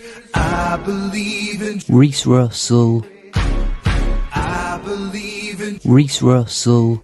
Cause they love him in Scotland and Scotland and Scotland and Scotland and Scotland and Scotland and Scotland and Scotland and Scotland and Scotland and Scotland. They say I believe in. Reece Russell.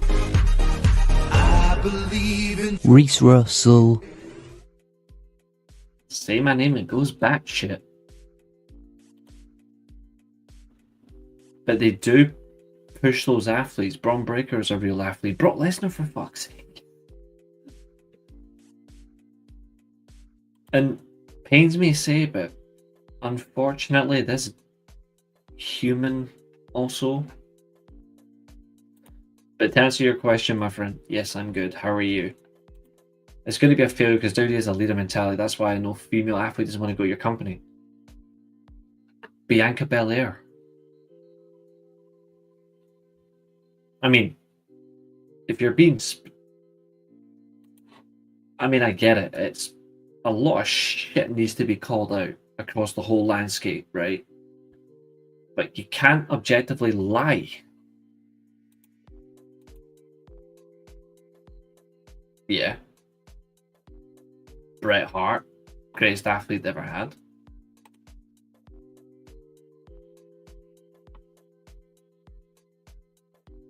Who cares about NBA players? Who cares about WNBA? And who gives a fuck about the Democrats? Let's keep American shitty politics out of my chat, right? Please. I hate American politics. True. Kurt Angle was an Olympic rescue. I'm talking about female athletes that actually have athleticism that can wrestle.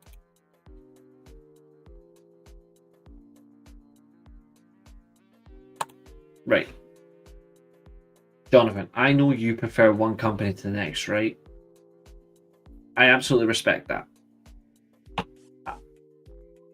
I do as well to a degree.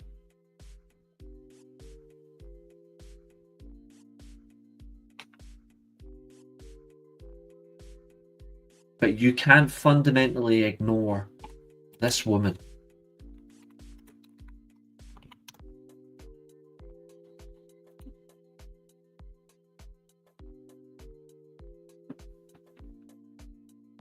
I'm locked in for that, and I'm locked in for Penta versus Io Sky when someone has the balls to do it. You have to be truthful. You can absolutely criticize WWE, you can criticize AEW, you can criticize TNA, you can criticize New Japan, you can criticize Rev Pro, you can criticize CMLL and AAA, Noah, Stardom. But please don't lie about WWE with athletes, like female athletes, when this woman exists.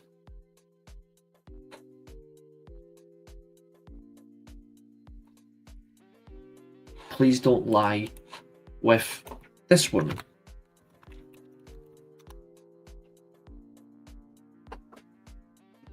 I'll keep going.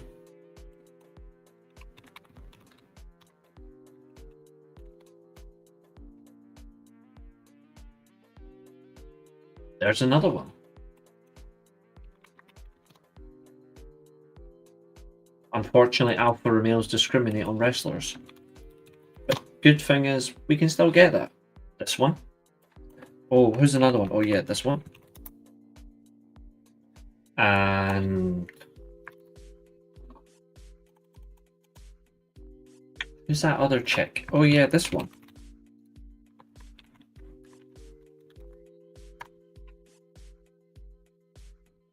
And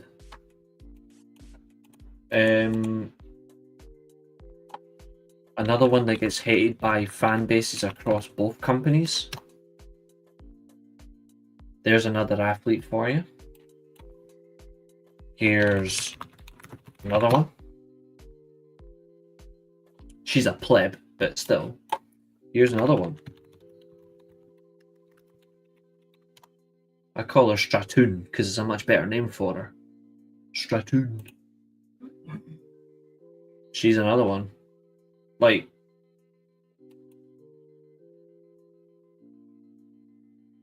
yeah, this is true. Ivy Nile is an absolute athlete. Like,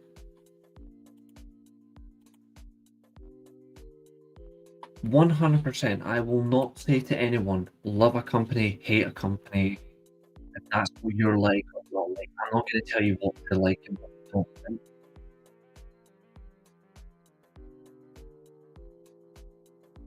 I did. Oh, speaking of Megan Bain's another one. Like Megan Bain's an athlete, Camille. They all come across the board. These are true. I'm unsure if all of them work out, but I'm open to seeing what happens. Like, Debbie Jones kept complaining there's no celebrities to come with their company. Here's another one, by the way. Shayna Baszler and Ronda Rousey.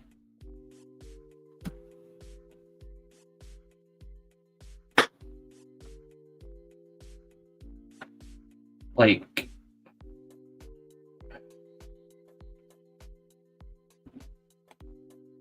who cares about that though? I don't. I don't watch pro wrestling for celebrities. I watch it for the talent. Who cares about celebrities? This isn't the BAFTAs. This isn't the Oscars. It's professional wrestling. It could be a whole lot better, if you want to be honest. I've been saying that for the past hour and 55 minutes and 56 seconds. It could be a whole lot better to my standard. Nobody watches it for this. Like,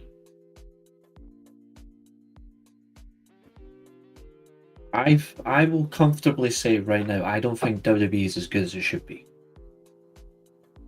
I don't. Get the pitchforks out for me. Well and truly, bring them. I don't think WWE is as good as it should be.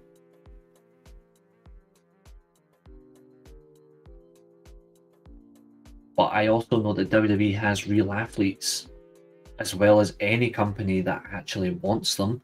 They have them.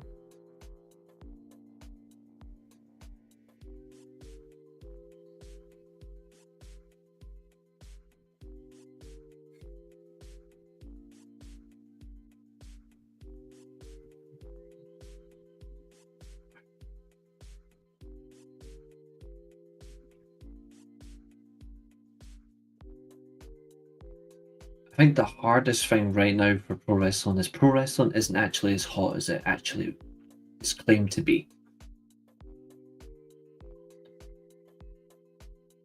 Gimmick phrases are over. Like, gimmick phrases are over. But is the work really over? Oh, thanks for reminding me, Stussy. Nakamura's a real athlete. Karrion Kross is a real athlete. Like,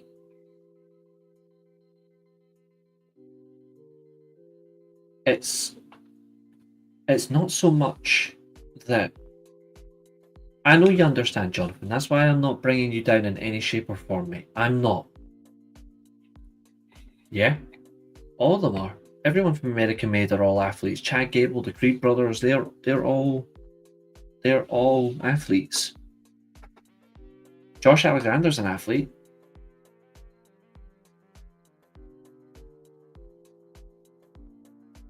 I think here's the concept right now of professional wrestling, right? This is what professional wrestling is in 2025. Professional wrestling in 2025 is still figuring out what it wants to be in the next 5 years. 5 to 10 years. That's why this is why right now it's so important that we have multiple companies. You need that now. I'm not telling a WWE fan to go watch AEW, by the way. I'm not telling an AEW fan to watch WWE. I'm not telling a Noah fan to watch New Japan. Or a TNA fan to watch either of them. What I'm saying is right now, we actually need pro wrestling fans to actually care. Because if they did,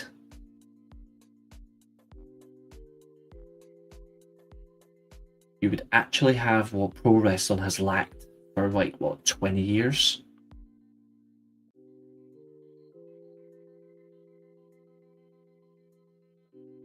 Proper enjoyment.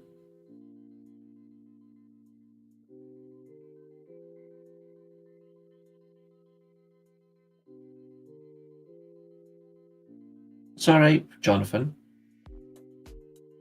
In a way, you're right in your own way. And Stussy, yeah, I don't know what the intention is for the world title, but it's painful. And Abil, spot on.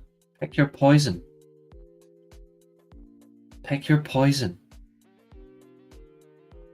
I absolutely love the way that you phrased it like that, my friend. Pick your poison and show some love. But here's the thing. You pick your poison. Just always promise, if you're watching a professional wrestling company, always remember this.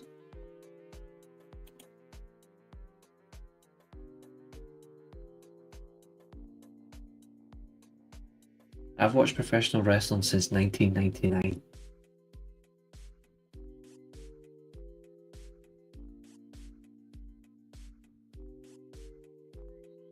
I've watched it since 1999, and I've lived through so many promotions. I'm still not going back. I'm not quitting it.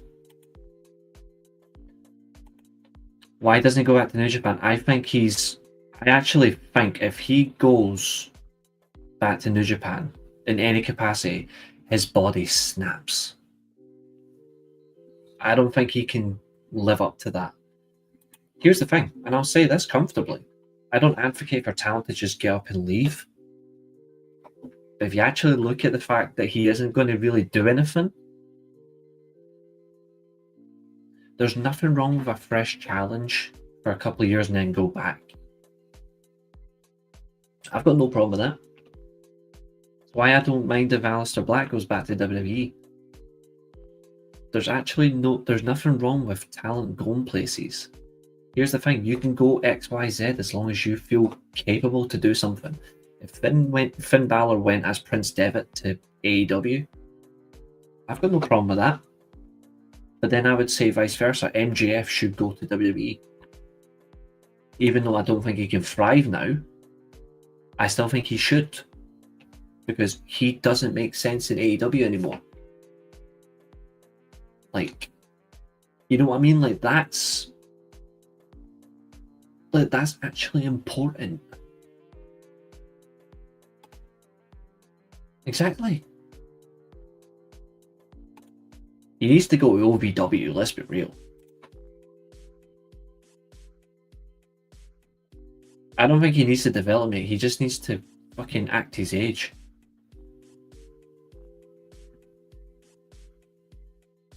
Oh yeah, that's true. That's true. Did you guys know that Bubba Ray put his size shaking hands with wrestlers? This boy needs to go back to.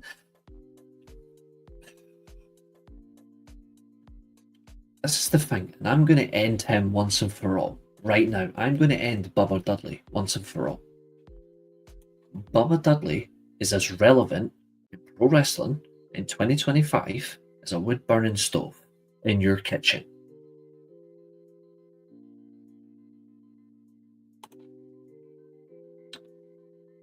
That's fine. That's what I say. That's what I say. It's the same when I think TNA could be better. And I'm a TNA fan. Like, I'm a big TNA fan, but I actually think in some places TNA could do better. And I think they're trying to. I think New Japan could do better for some things. I think AEW can do better as well. Do you know what I mean? I'm going to see if she's available for the weekend. I'm going to ask her about the weekend. Exactly. They don't. And if they're not going to, then fine.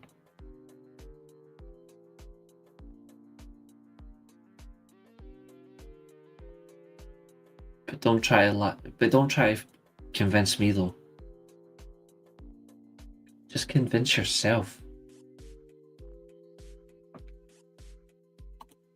I might just rename myself to Steelchair.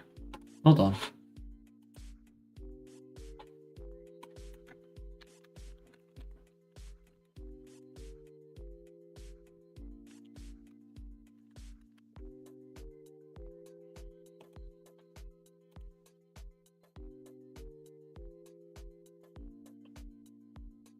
In a way, I suppose. I mean, that's a fair argument. They are trying to experiment with Jey Uso. The problem is, he's not the one you should be doing it with. Oh, no.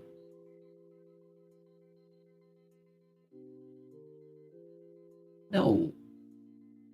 Like, I do actually get your... I actually do see the... Yeah. Right now, if I want to put into something new, this is just me saying this. This is just my opinion. If we want to go with something new,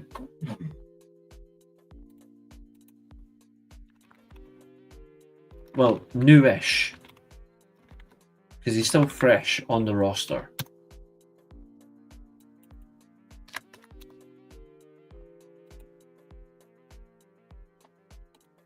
I don't think there's any other, for Raw anyway, this is the best option. I think this is the best option for Raw. And I've said this for God knows how long. Penta is actually technically new for WWE. He is one. He actually does work. The last one, SmackDown. It's arguably the most exciting guy anyway.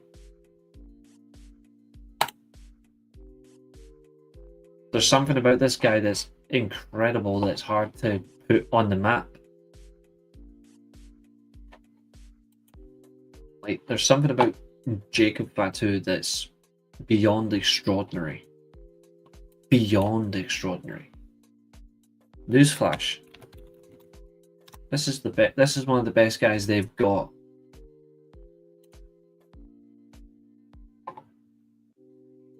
Like, generally one of the best they've got.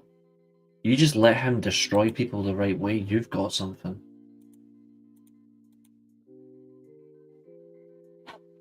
I mean, that's a reality. I think for what they needs to be, I agree with that statement. Yeah, it does. Because the worst thing is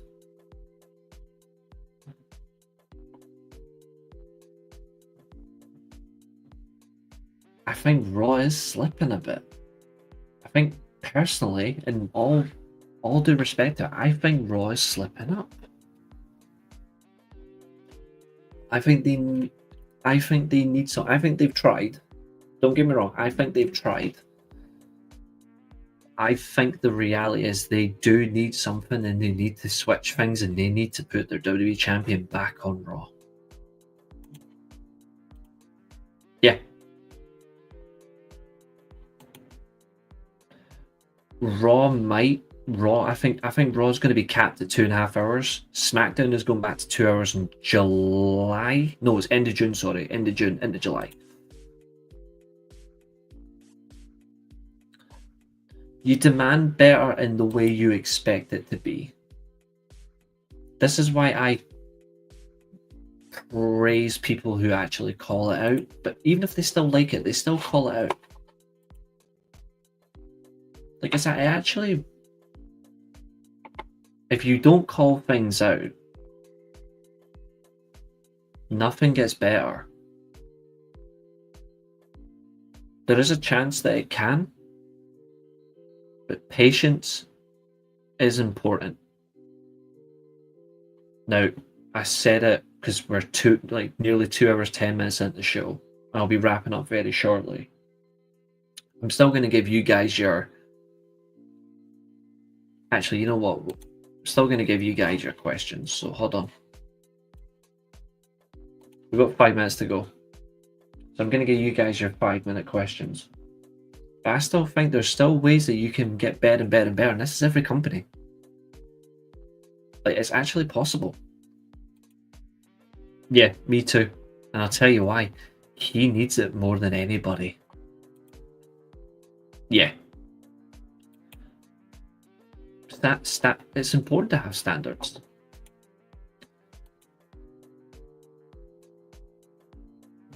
Catherine, that is painful. People like to bring up LA Knight in comparison to Jey, but while Knight may not be the best wrestler, he could actually carry a show. He could have been the guy. Yeah, he could have done. You know why they didn't do it? Because they didn't believe. They didn't believe. Is there a new female luchador around? Not really new, but you'd have to go and watch CML. Like, there's one that you might like. Specifically, if you want luchadors, I recommend this one.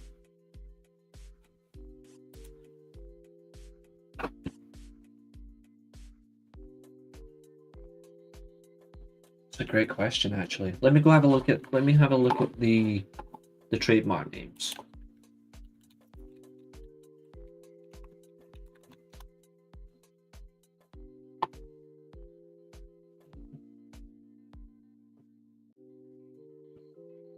I think if they're going to, I think they should go for Jasper Troy.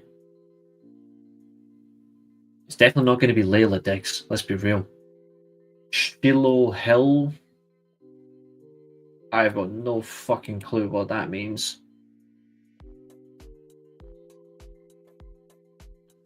What other names have they got?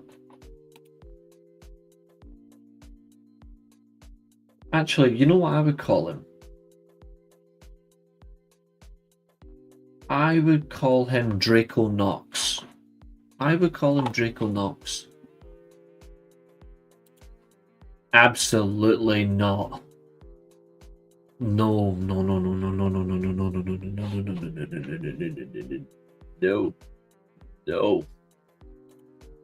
Thoughts on the new WWE ID titles Triple H show today? I've just seen the tweet. I haven't actually looked at them. I'll do it now. I should stop being so ignorant, shouldn't I?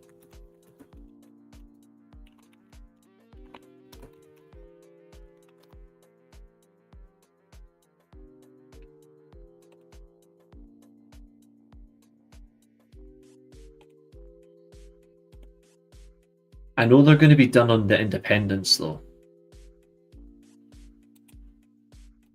Rejecting all your cookies and all that crap. Alright, now I've actually seen it now. To be fair, I've seen the tweet, but I just said because I knew they were going to be done in tournaments, so I was like, okay. They are basic bitch designs, but I suppose right now, because of what they actually mean,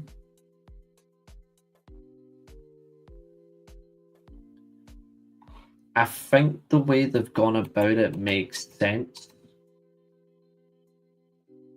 Like, that makes sense, if you know what I mean. To have a basic bitch design. I mean, that would be good. I would like that. Maybe Seth needs to leave WWE for a bit. The company prioritised Roman over Seth, which is why he's bigger than Cody and Punk. It's not a bad idea. He can go. It would do him a world of good. WWE is an elite problem. They will push out content after content after content to get regular people to care about their company. They don't care about you guys. In reality, most companies don't care about you either. The indies will be different in a different way that it won't necessarily be the indies. That would kill me if this happened. Stop wishing pain upon me. What did I ever do to you? Don't see AEW being in a company. I don't see Tony Khan go on social media and say yes to announce match, but he's still doing it though. I think in reality, respect, the only person that's come out recently in terms of announcing things that's actually been good, and I'm going to say this comfortably, is... what's his face? The Raw GM.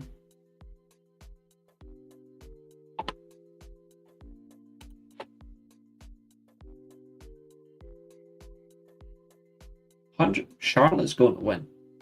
That's going to be a 15-minute match, and Charlotte's going to make Tiffany tap out.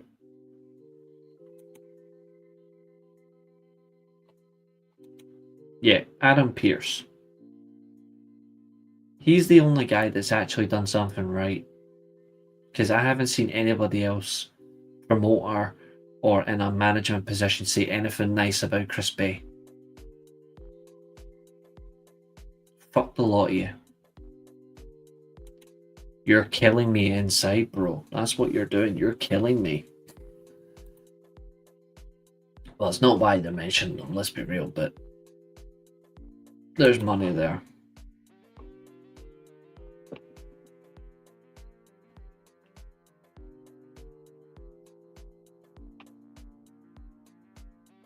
Like, I actually want to see more promotions actually do some support for Chris Bay. I'm actually glad he's back on his feet, by the way.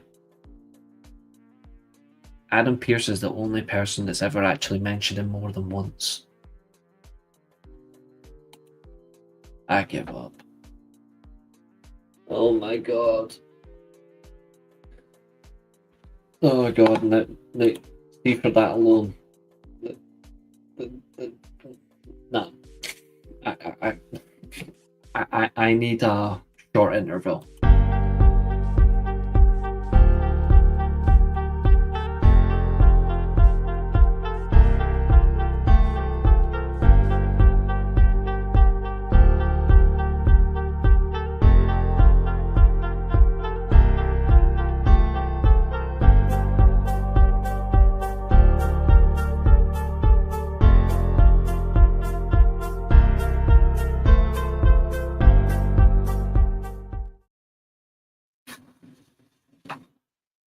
dear God.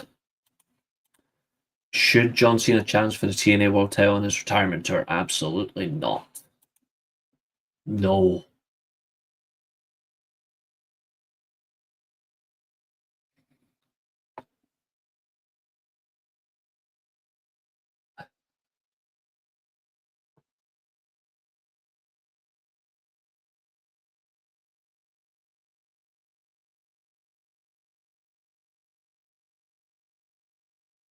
Hmm.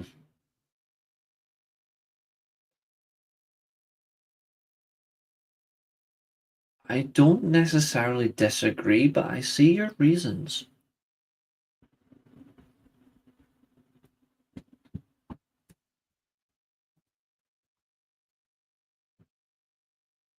I see your reasons. I think they should stay where they are, but they should have more involvement on the shows. We will. They're going to announce something. I think you're going to see some of it as part of a main event at Unbreakable as well. I hope AJ Styles is at TNA Unbreakable in April. Write something because they don't have a real star, and Logan Paul's not a good rep. Logan Paul's just crazy athletic. Like it's frightening how athletic he is, but yeah. Yeah. That is so damn true, Darius. That is so damn true. And rocking it in with a phenomenal logo. See, another AJ Styles fan. Don't want to see Santino. He makes me laugh too much. John Cena. He will be there. I don't understand. One flaming super kick suspends Nick Nemeth for 4 weeks. I think that's pointless. I already know who Joe Hendry's going to drop the title to.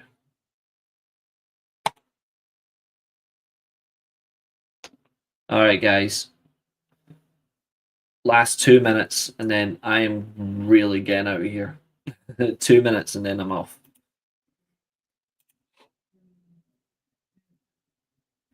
Yeah, that's fine. That's cool.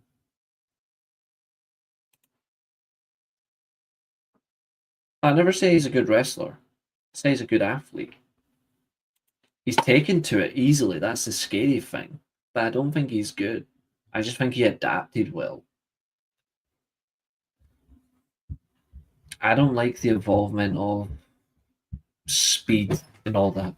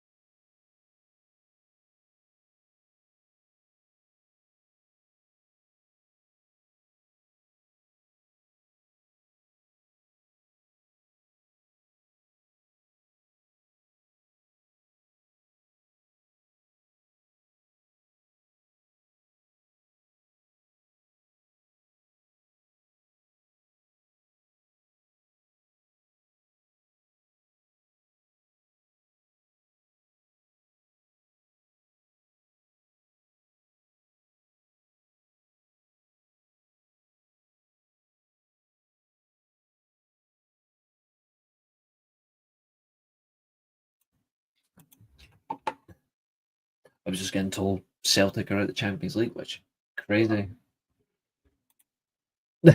I know who's going to beat them. Don't worry. No,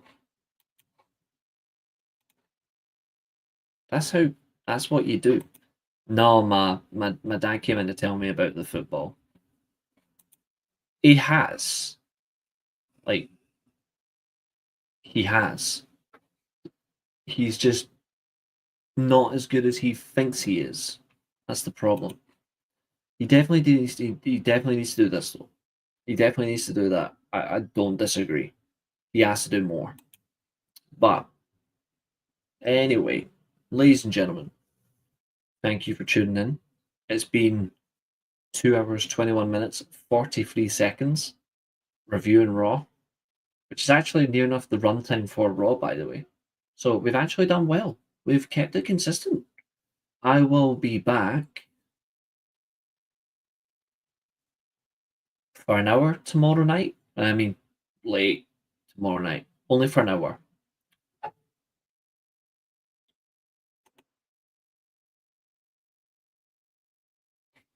That's never going to end. Thank you, dude. But as they say in the business of having fun, killing it, you're host of Chaos, the one and only Steelchair, the owner, the prized commodity, and somebody that actually listens to all you guys and give you your opinions and just lets you have fun, but also tells the truth. That's me, Reece, and I'm signing off, and all I'm going to say is take a Steelchair to your face if you don't like pro wrestling. Bye, guys. See you tomorrow. It's